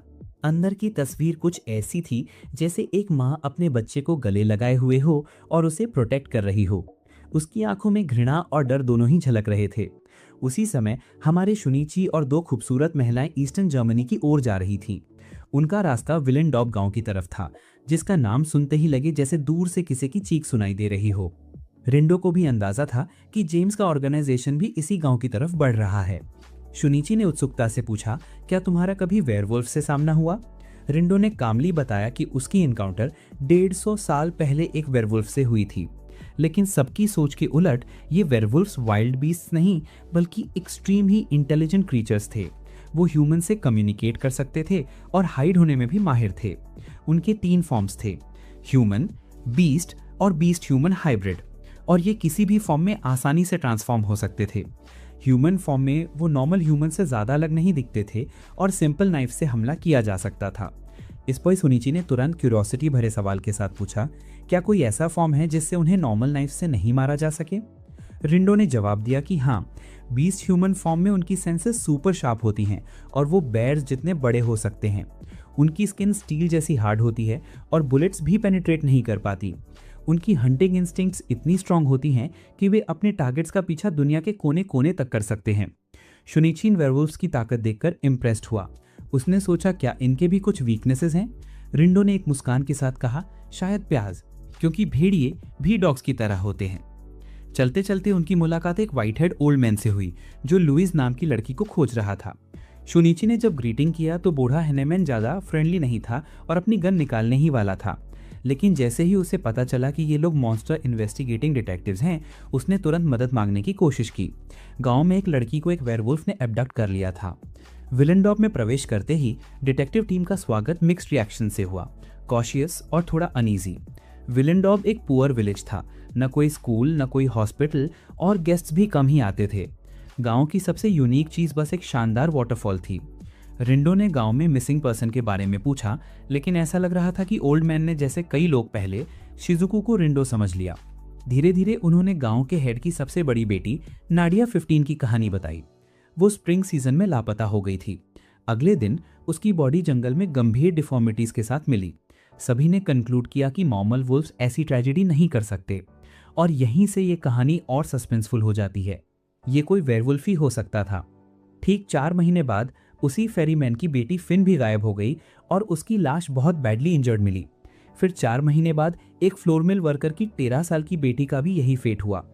तीनों ही इंसिडेंट्स रेनी नाइट्स में हुए थे, जब विक्टिम्स अपने घरों से बाहर निकले। और सबसे रीसेंट केस था लुइस का। वो पूरी रात चीखती रही, अपने पेरेंट्स से मदद की डिमांड करती रही। उसके पिता गस्ताव ने दरवाज़ा तोड़ने के लिए गन यूज़ की, लेकिन तब तक बहुत देर हो चुकी थी। लड़की गायब थी, बेड पर एक बड़ा ब्लड पूल और ब्रोकन विंडो छोड़कर। अजीब बात यह थी कि कल रात बारिश नहीं हुई थी। इन इवेंट्स के बाद गांव में र्यूमर्स फैल गए कि यहाँ एक वेयरवुल्फ हाइड कर रहा है, जैसा पहले भी होता रहा। रिंडो सोच रही थी, क्या पहले भी कोई ऐसी प्रेसिडेंट रही? ओल्ड हैनेमैन ने धीरे धीरे बताया कि 8 साल पहले गांव में एक वेयरवुल्फ था। उसने विलेजर्स के कोऑपरेशन से उसे किसी के हार्म होने से पहले ही भगा दिया। चर्च में क्लैक नाम के आदमी को बुलेट्स मारने की और बीटिंग की आवाजें गूंज रही थी। अनसर्टेनिटी थी कि वो कोई वेयरवुल्फ हो सकता है, वो कोई आउटसाइडर था। लकीली इसी स्ट्रगल के बीच ओल्ड हैनेमैन और डिटेक्टिव टीम वहां पहुंचे। शुनिची ने अपना इंट्रोडक्शन रिंडो में दिया। चर्च में लोग क्यूरियस थे कि केज के पर्दे के पीछे क्या है। रिंडो ने उन्हें केज खोलने से रोका क्योंकि क्राउड डर सकता था, लेकिन क्यूरियोसिटी ओवर पावर हो गई और केज खुद ही खुल गया। एवरीवन एक्साइटेड था, स्पेशली गस्टाफ, जो रिंडो को मारने के लिए गन निकालने वाला था। रिंडो एक हल्की मुस्कान के साथ बोली, गन नीचे रखो और मैं ये सीरियल मर्डर केस सॉल्व कर दूंगी। बीमार लेकिन स्मार्ट लड़की लुइस के घर पहुंचकर उन्होंने उसका बेडरूम देखा। सब कुछ तहस नहस था, जैसे अर्थक्वेक आया हो। रिंडो ने एस्टिमेट किया कि किलर चिमनी से घुसा होगा, क्योंकि पेरेंट्स ने लास्ट नाइट स्टोव यूज नहीं किया था। लेकिन चिमनी का एंट्रेंस इतना नैरो था कि कोई इजीली नहीं निकल सकता, और अगर कोई वुल्फ होता, फुटप्रिंट्स पीछे छोड़ने के अलावा एंट्री भी हार्ड होती। रिंडो ने इंपल्सिव कंक्लूजन अवॉइड किया और हैनेमैन से पिछले अटैक्स के टीथ मार्क्स कंपेयर करने को कहा। उसने शिजुको से सूटकेस से एक बॉल शेप्ड ऑब्जेक्ट भी लाने को कहा। जैसे ही रिंडो मुड़ी, उसने मदर से इंटरव्यू किया। लड़की व्हीलचेयर पर बैठकर खुद उतर सकती थी। मदर ने रात में उसे बेड में रखा और विंडो के एक पार्ट को क्लोज कर दिया था। ब्रोकन विंडो पहले से रिपेयर थी और उसे रीओपन नहीं किया जा सकता था। जैसे ही मदर ये बता रही थी, शिजुको आया। उसने रिंडो को दिखाया कि सीलिंग पर कोई फुटप्रिंट्स नहीं थे, कंफर्मिंग कि किलर विंडो से भागा। इसी समय रिंडो चिमनी के नीचे देख रही थी। शिजुको ने वहां से एक पिल्लो नीचे गिरा दिया। शुनिची ने अपने बिलवेड सॉइल स्टेन्ड पिल्लो को दयनीय नजरों से देखा और रिंडो से कहा कि उसे ब्लेम करना चाहिए, लेकिन रिंडो ने सिर्फ धीरे से धन्यवाद कहा। ओल्ड हैनेमैन भी एक बुक लेकर आया जिसमें ओल्ड वेयरवुल्फ के टीथ मार्क्स थे। दोनों मार्क्स आइडेंटिकल थे, जिससे रिंडो बहुत पजल्ड हो गई और किलर कॉपीकैट है या नहीं ये एनालाइज करना टफ हो गया। लेकिन सबकी एक्सपेक्टेशंस के उलट ये वेयरवुल्फ इंटेलिजेंट था और लुइस को सैक में लेकर जा रहा था। बेड ब्लड स्टेन था, लेकिन पाथ क्लियर था और रूम से कोई ब्लैंकेट मिसिंग नहीं थी, प्रूविंग कि वेयरवुल्फ ने पहले से सैक रेडी किया और पर्पसली रूम को मेसी बनाया, एक्टिंग क्रेजी। रिंडो के एनालिसिस के बाद लुइस के पेरेंट्स और भी ज्यादा वरीड हो गए, लेकिन अब तक एविडेंस देखने के बाद रिंडो को बताना पड़ा कि लड़की के अलाइव रहने की प्रोबेबिलिटी बहुत लो है। लुइस के पेरेंट्स शॉक और हेल्पलेसनेस में बस देख रहे थे जब तीनों स्लोली विलेज हेड के हाउस की ओर बढ़े। डिस्ट्रेस्ड विलेज हेड ने कहा कि ये विलेज सिर्फ प्रे का प्लेग्राउंड था, जहां hundreds of years ago waterfall के नीचे से लोग क्लिफ पर चढ़कर हंट करते थे। ही वॉज वरीड कि पूरा विलेज खत्म हो जाएगा। रिंडो का ध्यान सिर्फ ये था कि वाटरफॉल के नीचे वेयरवुल्व्स हैं या नहीं। उसने बताया कि लेजेंड के मुताबिक नीचे गुपिनहासे नाम का विलेज था। रिंडो ने पूछा, isn't it the forest of fangs? Village head ने उत्सुकता से पूछा कि क्या वो वेयरवुल्व्स हंट करना चाहते हैं, क्योंकि बिना प्रिपरेशन के नीचे जाना डेडली होगा। दे वर सरप्राइज की डिटेक्टिव टीम ब्लैक डायमंड की लेकर रेडी थी, लेकिन विलेज हेड ने रिफ्यूज किया to show the path to forest of sharp teeth. Rindo ने नेगोशिएट किया, 2 दिन में वेयरवुल्फ ढूंढ लूंगी, तो रास्ता दिखाओ। क्या वो वेयरवुल्व्स हंट करना चाहते हैं, क्योंकि बिना प्रिपरेशन के नीचे जाना डेडली होगा। दे वर सरप्राइज की डिटेक्टिव टीम ब्लैक डायमंड की लेकर रेडी थी, लेकिन विलेज हेड ने रिफ्यूज किया to show the path to forest of sharp teeth. Rindo ने नेगोशिएट किया, 2 दिन में वेयरवुल्फ ढूंढ लूंगी, तो रास्ता दिखाओ। Meanwhile 2 insurance company refs numbers 1, 2, 3, 4, 5, 5, 6, 7, 8, 1, number 4 और 3 भी पहुंचे। रिंडो को पता था कि first victim Nadia village head की ग्रैंड डॉटर थी। उसने हेड से पूछा, क्या आपको लगता है किलर सिर्फ यंग गर्ल्स को टारगेट कर रहा है? हेड ने इंडिफरेंस से कहा कि ऐसा इसलिए है क्योंकि उसे यंग गर्ल्स पसंद थी। रिंडो ने एनालिसिस किया, किलर का मोटिव सिर्फ फूड नहीं है क्योंकि वो सीजन और टाइम भी कंसिडर करता है। रिंडो ने विलेज हेड को एक मीनिंगफुल लुक दिया और पूछा, क्या आपको लगता है कि किलर विलेज का ही कोई है? हेड ने तुरंत कहा कि नहीं, विलेजर्स तो नॉर्मल ह्यूमंस हैं, वेयरवुल्व्स तो वेयरवुल्फ से ही पैदा होते हैं। विलेज में सिर्फ 3 आउटसाइडर्स थे, डॉक्टर हैनेमैन, इंजीनियर क्लैक और आर्टिस्ट अन्मा। उसने सबको बहुत गौर से ऑब्जर्व किया था। इंसानी रूप में किसी वेयरवुल्फ को पहचान पाना आसान नहीं होता, लेकिन नामुमकिन भी नहीं। बस थोड़ी चालाकी चाहिए, जैसे कानों के पास तेज स्मेल डाल दो या अचानक लाउड साउंड निकाल दो तो वे चौंक जाते हैं और एक पल के लिए अपना असली रूप दिखा देते हैं। 3 प्रवासियों पर उसने यही ट्रिक आजमाई थी, लेकिन वो बिल्कुल नॉर्मल निकले। रिंडो ने गांव के मुखिया की वेयरवुल्फ नॉलेज की तारीफ की और फिर धीरे से बोला कि ये क्रीचर्स बहुत ही खास तरीके से ब्रीड करते हैं। हर जेनरेशन अपने पेरेंट्स से ज़्यादा पावरफुल बनती है, जैसे उनका डीएनए खुद इवॉल्व हो रहा हो। अब क्रॉस या होली वाटर जैसी चीज़ें उन्हें डराने के लिए बेकार थी। उन्हें ख़त्म करने का सिर्फ एक ही तरीका बचा था, जब वो ह्यूमन फॉर्म में हो तो उनकी आंखों या मुंह पर परफेक्ट एम लगाना, वरना कुछ सालों में जब उनका जीनोम पूरी तरह परफेक्ट हो जाएगा तब उन्हें किल करना ऑलमोस्ट इम्पॉसिबल हो जाएगा। और हाँ, वही वेयरवुल्फ माँ बेटी जो पिछले एपिसोड में सिल्वर से नहीं डरी थी, वो इस कहानी के सेंटर में है। लुइस ने गलती से उस बेटी की आइडेंटिटी रिवील कर दी थी और उसी दिन से वो छोटा लुइस गांव का प्रोटेक्टर बन गया, एक तरह का हीरो। मिस्टर क्लैक के घर पर, जहां रोज रह रही थी, जो प्रेग्नेंट थी और 13 साल पहले घर छोड़कर चली गई थी, उसकी ब्यूटी और इंटेलिजेंस ने क्लैक को पूरी तरह दीवाना बना दिया था। स्प्रिंग फेस्टिवल से बस एक दिन पहले रोज ने लुइस को फूल तोड़ती अपनी बेटी समझ लिया। वो पास आई और सॉफ्टली बोली, अगर फूलों की खुशबू तेज लगे तो अपने कान और पूंछ मत दिखाना। लेकिन किस्मत को कुछ और ही मंजूर था, क्योंकि लुइस ने ये बात सुन ली और क्यूरोसिटी में उसने वही चीज़ उस लड़की के साथ रिपीट कर दी। फिर क्या था, सच बाहर आ गया और उसी रात माँ बेटी का पीछा हुआ। दोनों को टावर में जिंदा जला दिया गया। अगले दिन क्लैक ने जांच की और वहां बस 2 जले हुए ह्यूमन स्केलेटन्स मिले। रिंडो ने क्लैक से पूछा कि उसके हिसाब से किलर कौन हो सकता है। क्लैक ने साफ कहा, न मैंने किया न हैनमैन ने। फिर शक गया किसी और पर, एक इमिग्रेंट पर, आर्टिस्ट एम्मा पर। एम्मा एक यंग पेंटर थी जो 5 साल पहले झरने की पेंटिंग बनाने इस गांव में आई थी। आर्ट स्कूल में पढ़ी हुई, आर्टिस्टिक फैमिली से, कम कम वो खुद ऐसा कहती थी। उसका घर ब्यूटीफुल गर्ल्स की पोर्ट्रेट से भरा हुआ था, जिनमें से ज़्यादातर वो लड़कियां थी जिनके पेरेंट्स ने उसे उनके लिए मेमोरियल पेंटिंग्स बनाने के लिए कहा था। जब रिंडो ने उससे पूछा कि क्या उसे किसी पर शक है, तो एम्मा ने बताया कि शायद सुनहले बालों वाला वो वुल्फ जिसे वो सुबह और शाम अक्सर देखती थी। वो रेयर गोल्डन फर्ड वुल्फ जंगल की दूसरी तरफ रहता था और उसे सिर्फ एम्मा ने ही देखा था, क्योंकि उसका घर गांव के बिल्कुल एज पर था। रिंडो ने उसकी बातों में कुछ गड़बड़ी नोटिस की। उसने 2 बातें ऐसी बोली जो मिसमैच थी। सबसे पहले, उसके फैमिली में कोई आर्टिस्ट नहीं था, और दूसरी, वो चारकोल पेंसिल को ऐसे पकड़ रही थी जैसे कोई रेगुलर पेंसिल पकड़े। ट्रेन्ड आर्टिस्ट ऐसा नहीं करते। तब रिंडो को समझ आ गया कि एम्मा ने सब खुद सीखा था। उसने अपनी बैकग्राउंड के बारे में झूठ बोला था। एम्मा मुस्कुराई, अपनी पेंसिल तोड़ दी और बोली, माँ बाप जल्दी चले गए इसलिए शर्म आती है इस टॉपिक पर बात करने में। लेकिन उसकी आर्ट के लिए फीलिंग्स रियल थी। उसे बदलती चीज़ें ड्रॉ करना पसंद था, और हाल ही में लुइस के अंदर हुए बदलाव उसे बहुत इंटरेस्टिंग लग रहे थे। रिंडो की टीम वहाँ से निकलकर रॉयल वाटरफॉल पहुंची। उसकी खूबसूरती सच में मैस्मराइजिंग थी। वहीं उनकी नज़र पड़ी उस जले हुए टावर पर। माहौल अचानक हैवी हो गया। शिजुको ने चुप्पी तोड़ते हुए पूछा, क्या रोज सच में कभी इस गांव में रही थी? रिंडो ने कामली जवाब दिया, शायद वेयरवुल्फ विलेज में। दूर से एलेक्ट्रो और उसकी नाइट पार्टी की टीम उन्हें ध्यान से ऑब्जर्व कर रही थी। जैसे ही रात हुई, सब लोग ओल्ड हैनमैन के घर पहुंचे, उसी रात की घटना के बारे में पूछताछ के लिए। हैनमैन ने बताया कि उसने लुइस की चीखें सुनी थी, लेकिन जब तक वो अंदर पहुंचा बहुत देर हो चुकी थी। रिंडो ने अचानक पूछा, लुइस के पेरेंट्स उसके साथ कैसा बिहेवियर करते हैं?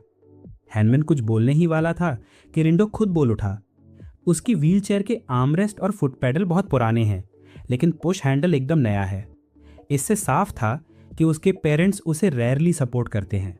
फिर रिंडो ने पूछा कि लुइस कभी अकेले बाहर गई थी। हैनमैन को याद आया, 1 साल पहले जब उसके पेरेंट्स बाहर थे, वो अकेली बाहर निकली। गांव में हड़कंप मच गया था। कुछ घंटों बाद उसकी व्हीलचेयर मिट्टी में फंसी मिली। जब पेरेंट्स ने पूछा कि वो अकेले क्यों गई थी, उसने कहा वह अपनी बहन अन्मा के घर जा रही थी। हैनमैन ने गैस किया कि शायद लुइस को अपनी बनाई पेंटिंग्स बहुत पसंद थी और वो अन्मा के घर और पेंटिंग्स देखना जाना चाहती थी, लेकिन वो फंस गई, डर गई और कई दिनों तक बाहर नहीं निकली। उसी दौरान शुनिची का ध्यान बस टेबल पर रखी कुकीज पर था और वो खुद को एक कुकी उठाने से रोक नहीं पाई। तभी रिंडो ने हल्की सी मिस्टीरियस स्माइल दी, जैसे उसने सब समझ लिया हो। जैसे ही शुनिची ने उस हार्ड कुकी को बाइट किया, कमरे में फुटस्टेप्स की आवाज आई। अंदर आई इंश्योरेंस कंपनी की 2 विमेन, एम्प्लॉय नंबर 3 और 4। बिना किसी ग्रीटिंग के उन्होंने सीधे अटैक कर दिया। एक डार्क स्किन्ड आदमी ने तुरंत हैनमैन को पकड़ लिया ताकि फेयर वुमेन बाकी ग्रुप से निपट सके, लेकिन शुनिची, जो दिमाग से ज़्यादा गट्ठी थी, बिना सोचे उस फेयर वुमेन पर टूट पड़ी, जबकि मेड शिजुको ने रिंडो को पकड़कर अटैक से बचाया। नंबर 4 वाले आदमी ने रिंडो को इंसल्ट करते हुए कहा, तू तो बदसूरत है। वहीं नंबर 3, जो ब्लॉन्ड थी, एलिस, इरिटेशन में बोली कि होम्स ने पहले ही उन्हें रिंडो की लोकेशन बता दी थी। आराम करने का वक्त ही नहीं मिला था और फिर से फाइट शुरू हो गई। लेकिन रिंडो ने जल्दी सोचा और दोनों साइड्स के बीच एक डील रख दी। अगर हम एक दूसरे की मदद करें तो मैं तुम्हें भी वेयरवुल्फ विलेज की खोज में शामिल कर लूंगा। एलिस इस बात से अग्री नहीं थी। उसे लगता बस इन्हें खत्म करके स्टोन लेना ही काफी है। लेकिन हमारी स्मार्ट हीरोइन ने कामली कहा, अगर नीचे जाने का कोई रास्ता नहीं है तो ये डायमंड भी सिर्फ एक पेबल है। और यहीं से कहानी एक और डीपर मिस्ट्री की तरफ मुड़ जाती है। गांव के मुखिया के साथ हुए समझौते को पूरा करने के लिए सबको 1-2 दिन और रुकना पड़ा और फाइनली तभी उन्हें वो रास्ता मिला जो सीधे वेयरवुल्फ विलेज तक जाता था। समझौता दोनों इंश्योरेंस ऑफिसर्स के साथ तय हो चुका था, तो सब अपने अपने घर लौट गए। लेकिन उसी वक्त मेड शिजुको की हालत कुछ अजीब थी।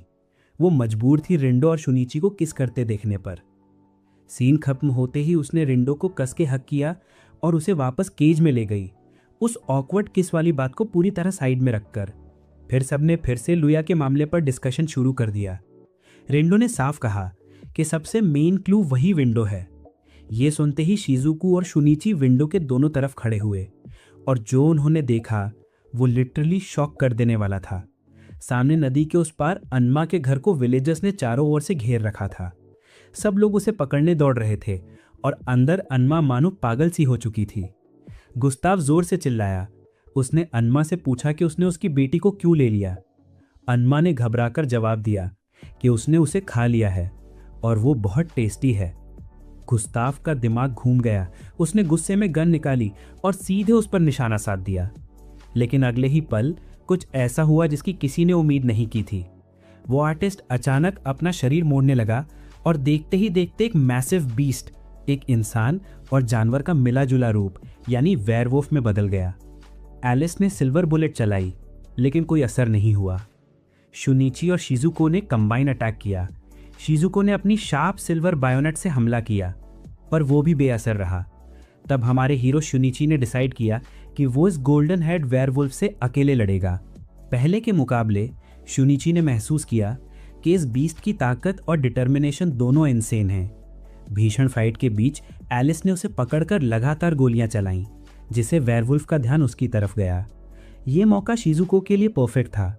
उसने उसकी आंखों पर निशाना लगाया लेकिन अनलकीली शॉट मिस हो गया। बीस्ट रेज में आकर सीधे रिंडो के केज पर झपटा।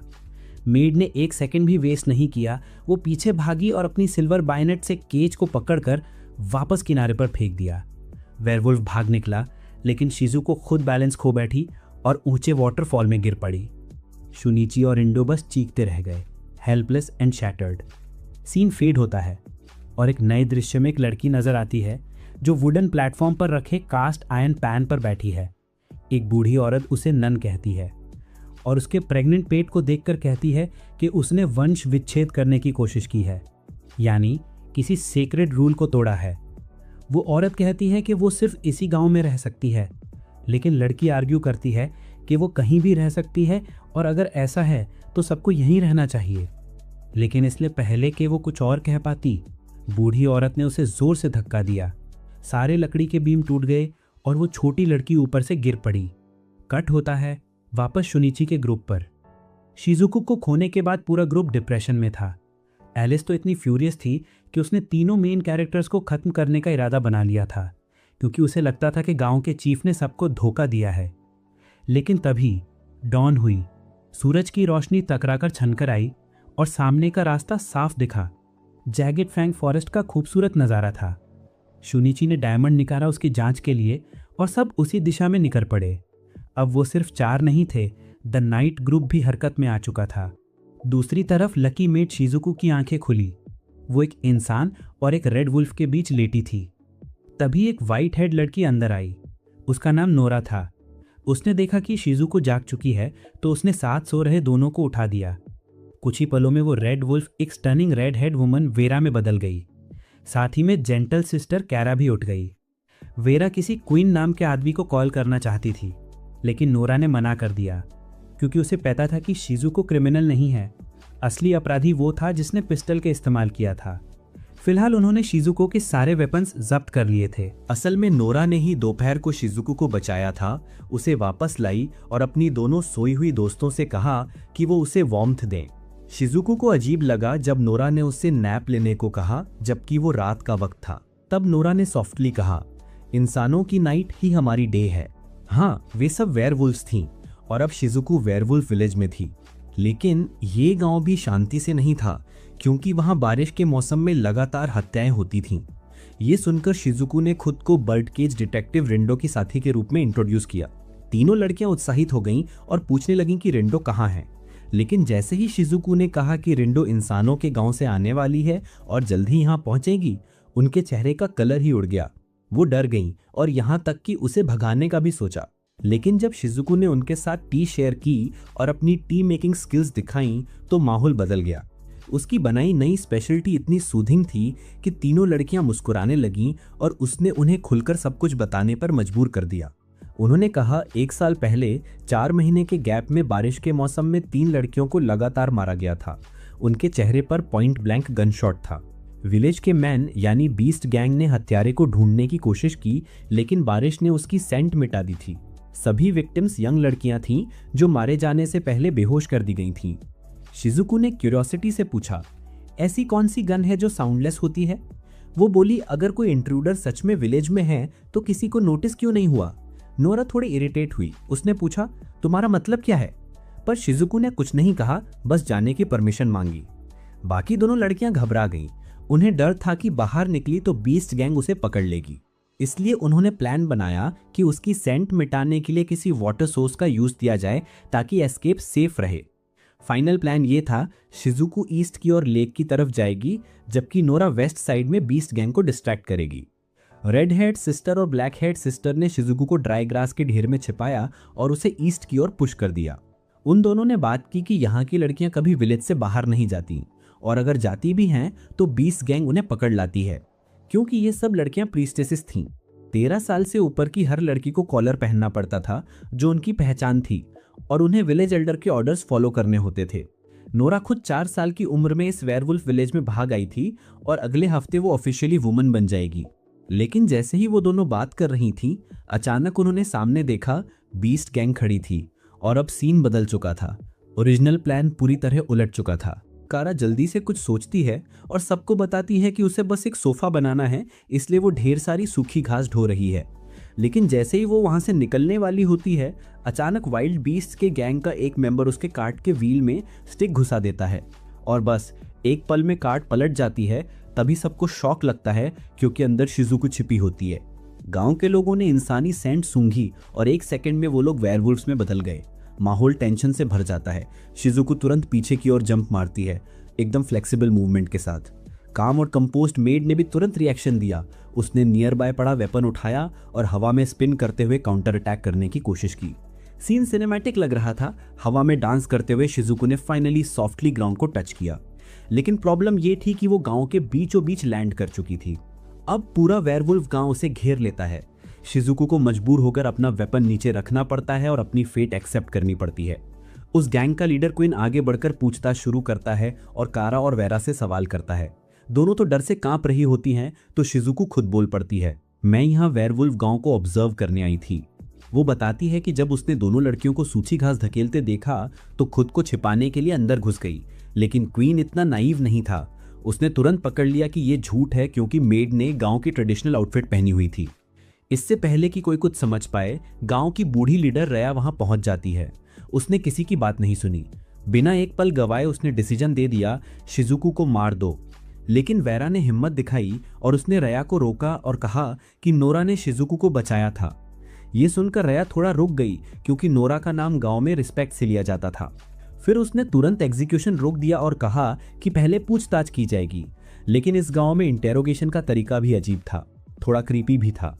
उन्होंने शिजुको को एक ह्यूज वुडन प्लेटफॉर्म पर बिठाया। उसके नीचे हिडन ट्रैप मैकेनिज्म था। अगर वो झूठ बोलती तो फ्लोर खुल जाता और उसे पनिशमेंट मिलती। इस ट्रायल को लकड़ी की पहाड़ी कहा जाता था और ये सिर्फ उन लोगों के लिए यूज होती थी जिन्होंने सीरियस क्राइम किया हो। रया ने पूछताछ शुरू की। सबसे पहले नाम पूछा। शिजुको ने कामली कहा, शिजुको। फिर सवाल आया, यहां क्यों आई हो? शिजुको बोली, बस संयोग से आ गई। बस इतना सुनते ही बूढ़ी रया ने अपनी लाठी जोर से जमीन पर मारी और नीचे के कुछ बीम्स हटा दिए गए। प्लेटफॉर्म हिल गया। शिजुको थोड़ा लड़खड़ा गई और तभी ऊपर से एक बड़ा आयरन केज गिरा, जिसने उसे पूरी तरह घेर लिया। ये कोई नॉर्मल केज नहीं था, ये था फियर केज, एक साइकोलॉजिकल ट्रैप। रया लगातार पूछ रही थी कि शिजुको का असली उद्देश्य क्या है। बार बार ये इंप्लाई कर रही थी कि वही कल्प्रिट है। अब कारा और वेरा चुप नहीं रह पाई। दोनों आगे बढ़ी और बोली कि शिजुको दोषी नहीं है, क्योंकि नोरा ने साफ कहा था कि शिजुको की गन अलग थी। इस पर रया ने फिर सवाल किया, तो फिर वो बंदूक लेकर यहां क्यों आई? शिजुको एक्सप्लेन करने की कोशिश करती है, लेकिन फिर से एक बीम हटाई जाती है। सीन में टेंशन बढ़ती जा रही थी। तभी नोरा और कारा फिर खड़ी हो जाती हैं और कहती हैं कि शिजुको का मास्टर इस केस को सॉल्व करने में मदद कर सकता है, लेकिन रया को ह्यूमन से कोई हेल्प नहीं चाहिए। शिजुको कामली जवाब देती है, मेरा मास्टर ह्यूमन नहीं है और वो जल्द ही यहाँ आएगा असली क्रिमिनल को ढूंढने। लेकिन इससे पहले कि कोई रिप्लाई आता, गांव में अफरा तफरी मच जाती है। बारूद और खून की गंध हवा में फैल जाती है। सबको खबर मिलती है कि नोरा मर चुकी है। और सबसे अजीब बात यह थी, बारिश भी नहीं हो रही थी। गांव के लोग और रया तुरंत वहां पहुंचते हैं। नोरा के बॉडी को देखकर सबका दिल टूट जाता है। बाकी लोग क्लूज ढूंढने लगते हैं। उन्हें इंसानी खून की गंध तो आती है, लेकिन ट्रेल कुछ ही दूरी पर खत्म हो जाती है। कोई नहीं जानता था कि आगे क्या हुआ। अब चीफ ने शिजुको पर ही आरोप लगाया, लेकिन सब जानते थे कि वो झूठ है। कारा और वेरा की आंखों में आंसू थे। उन्होंने शिजुको की तरफ देखा और कहा, अब तू ही बता डिटेक्टिव, अब क्या करें? शिजुको ने डीप ब्रेथ लिया और खुद केस सॉल्व करने का फैसला किया। वो सीन ऑब्जर्व करती है और जल्द ही उसे रियलाइज होता है कि नोरा को यहाँ मारा नहीं गया था, उसे घसीटकर यहाँ लाया गया था, क्योंकि आसपास खून के छींटे नहीं थे। सब शॉक थे। किसी ने पूछा, तो गोली की आवाज क्यों आई? अगर वो थ्योरी सही है तो 2 गोलियां चलनी चाहिए थी। तभी शिजुको ने ट्री ट्रंक पर नया बुलेट मार्क देखा, जो अभी भी गर्म था। सुराग मिल गया था, लेकिन पजल अभी भी अधूरी थी। उसने धीरे से कहा, काश मिस रिंडो यहाँ होती, वो इसे सॉल्व कर सकती थी। लेकिन अब गांव के लोगों का सब्र टूट गया था। वो बोले, काफी हो गया, इंसान पर अब भरोसा नहीं किया जा सकता। उन्होंने तय किया, गांव में घुसे किसी भी आउटसाइडर को मार दिया जाएगा। और जैसे ही ये फैसला लिया गया, दूसरी ओर रिंडो, शुनिची और 2 इंश्योरेंस एम्प्लॉइज जंगल में एंट्री कर रहे थे। शुनिची अपने यूजुअल बकबक और जोक से माहौल हल्का बनाए हुए था, लेकिन ज्यादा देर तक नहीं। रात की पार्टी से नीचे विक्टर दौड़ता हुआ आया। उसने एलिस को किक मारी और वो चट्टान से नीचे गिर गई। लकीली काय ने अपनी चेन से उसे वापस ऊपर खींच लिया। एलिस ने तुरंत कंट्रोल लिया और विक्टर पर गोली चला दी, लेकिन उस आदमी के कांसे और लोहे जैसे शरीर पर कोई असर नहीं हुआ।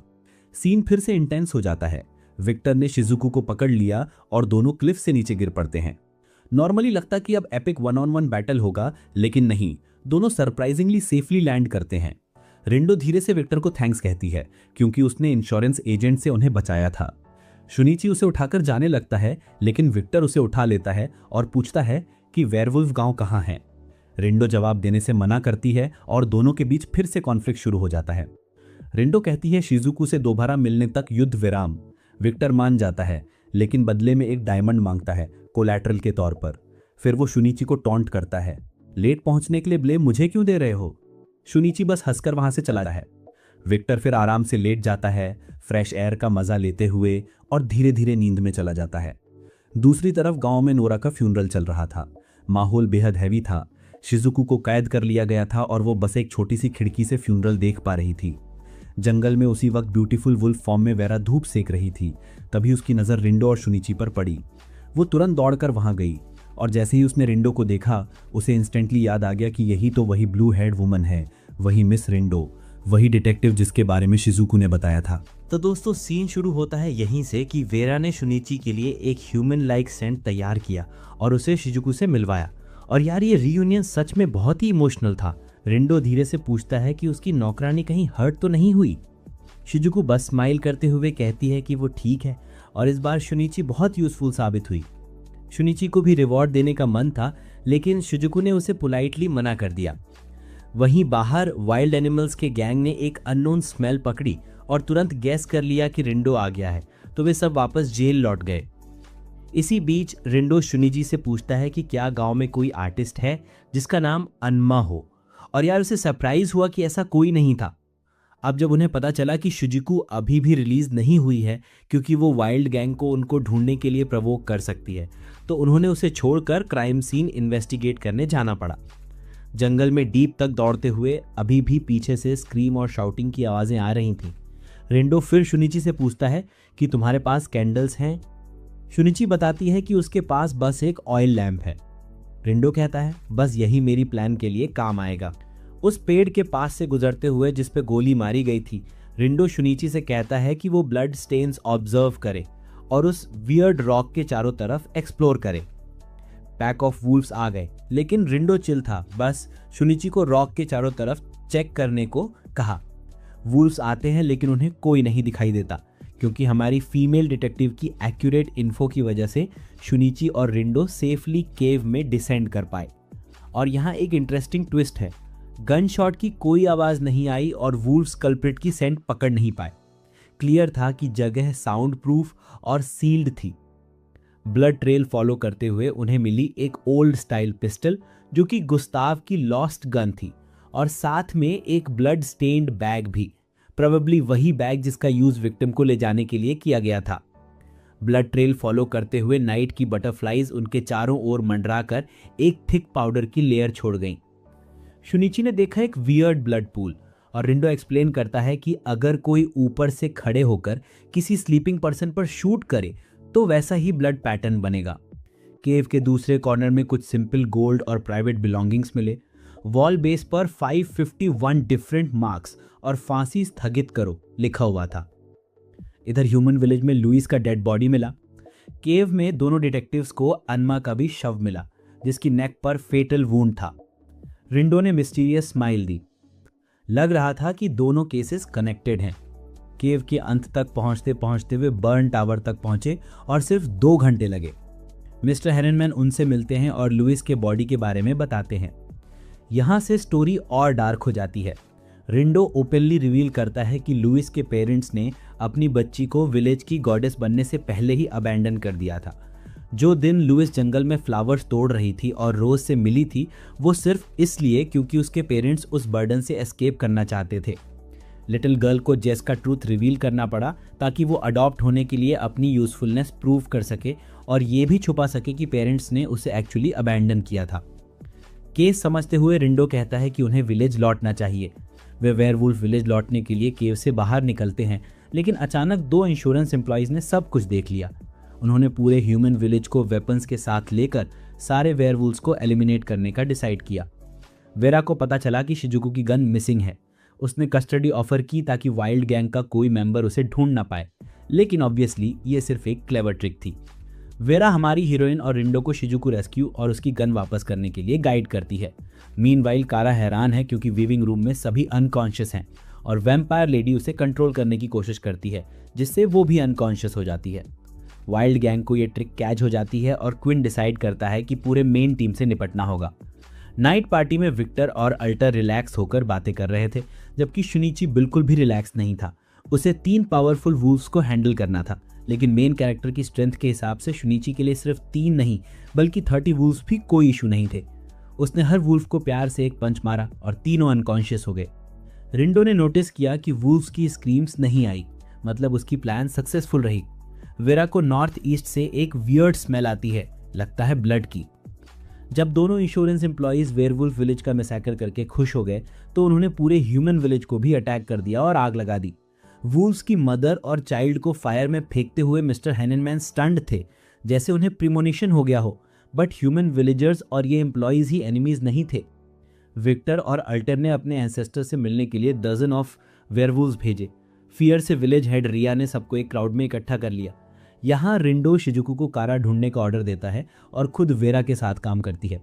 शिजुकू वीवर्स हाउस पहुंचती है और पाती है कि कारा मैजिकल पॉइजन से अनकॉन्शियस है, जबकि लेडी कैमिला आराम से सिल्क पाइल पर सो रही है। शुनिची की तरफ उसे विक्टर और इंश्योरेंस एम्प्लॉय काई से भी सामना करना पड़ता है। मैसिव शोडाउन के हिंट्स मिलते हैं। एलिस की डायरेक्ट एनकाउंटर एल्टर से होती है। लेडी कैमिला ने अपनी बेली स्ट्रेच की, आईज ओपन किए और हमारी मेड को देखते ही दोनों सुपर हीरो मूवी स्टाइल एक दूसरे का नाम चिल्लाते हैं और फिर फाइट शुरू होती है। मीनवाइल इंश्योरेंस एम्प्लॉय नंबर 4 भी विक्टर से क्लैश करता है। काई सिर्फ एक हिट मारता है और विक्टर इंस्टेंटली अनकॉन्शियस हो जाता है। लकीली शुनिची मदद के लिए दौड़ता है। काई ने शुनिची को चेन्स में बाइंड किया, सोचकर फाइट जीत ली, लेकिन विक्टर ने अपने हाथ तोड़कर उस पर फेंके।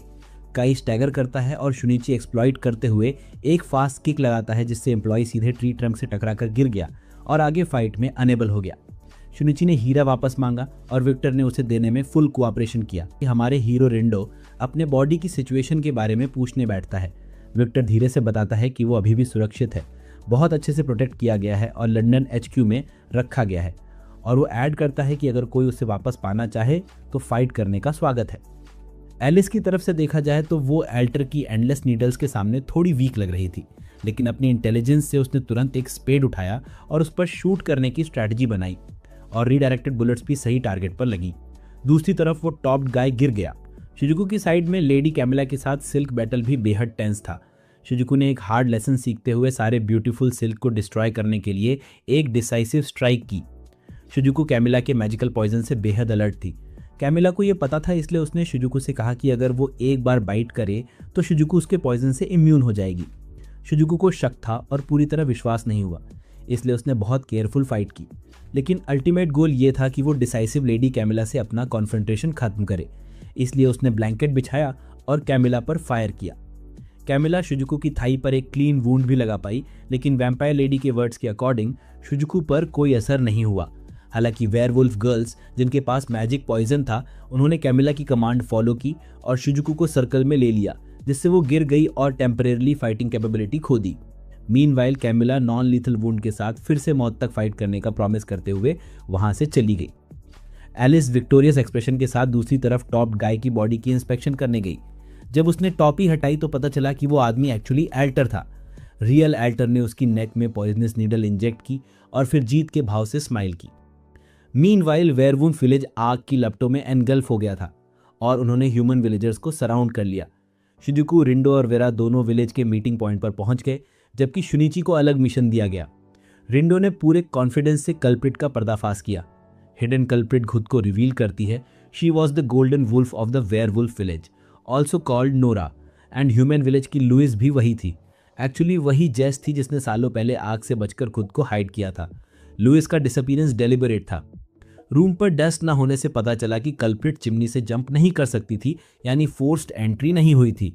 एक ह्यूमन और एक वुल्फ का डिसअपीयरेंस जहां वुल्फ नहीं घुसा था, वो सिर्फ इसलिए पॉसिबल था क्योंकि लुइस ओरिजिनली या वुल्फ ने अपनी आइडेंटिटी बदलकर ये काम किया।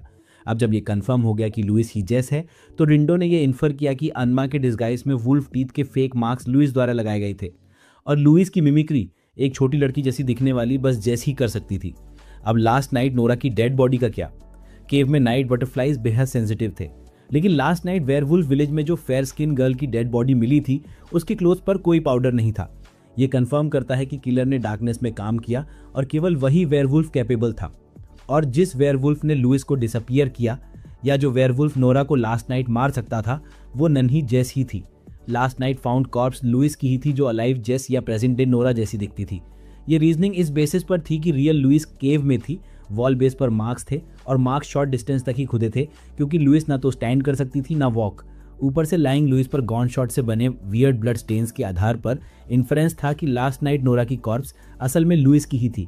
नोरा ने लुइस की सेंट हाइड करने के लिए उसे पानी में डुबोया, फिर क्लोथ्स पहनाए और डिसेबल्ड गर्ल को शूट किया और फाइनली वेयरवुल्फ टाइप को मिसगाइड करने के लिए अपने ब्लड।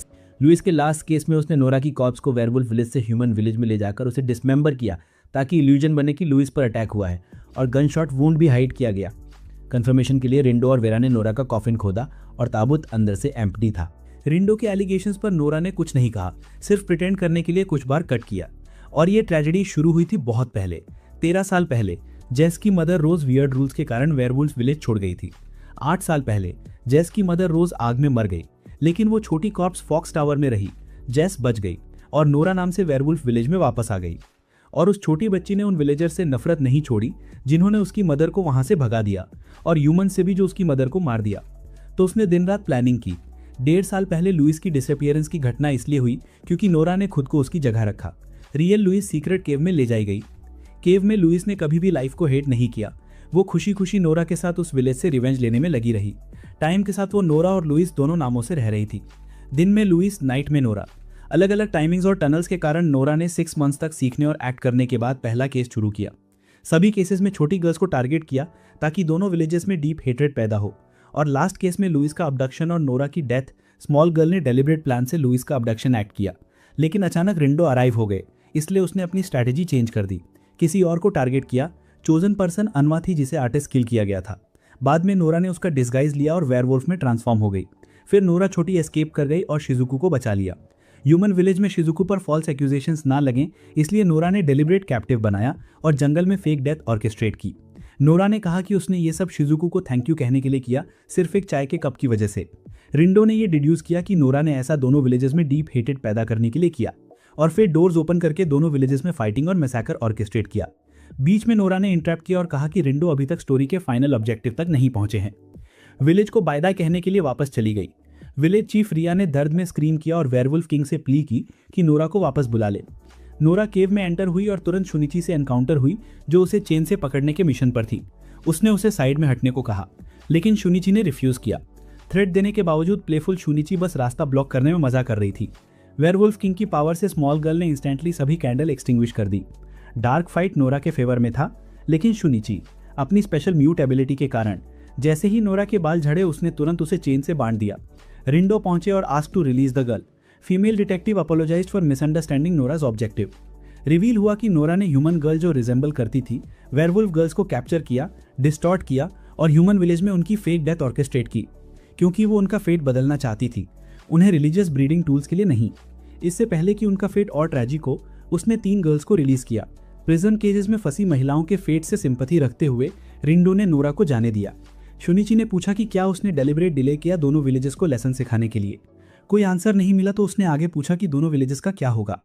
रिंडो ने कहा they will return as they were. उसने इतना देखा कि आगे आउटकम अननोन था। शुनिची ने वही ट्रेडिशनल माउंटेन येल की स्टाइल में स्क्रीम किया, जैसे सुबह के साथ सभी ह्यूमंस और मॉन्स्टर्स को जॉगिंग कर रही हो। और इसी के साथ ये एनीमे खत्म होता है, लेकिन ऑनेस्टली इसे समझना आसान नहीं था। इसमें हिडन मीनिंग्स थे जिन्हें पकड़ने के लिए थोड़ा हाई IQ और ध्यान चाहिए था। अब बताओ, क्या तुमने वो डेप्थ महसूस की या बस स्टोरी देखी? नीचे कमेंट में बताओ, देखते हैं किसने सच में इसे अंडरस्टैंड किया है।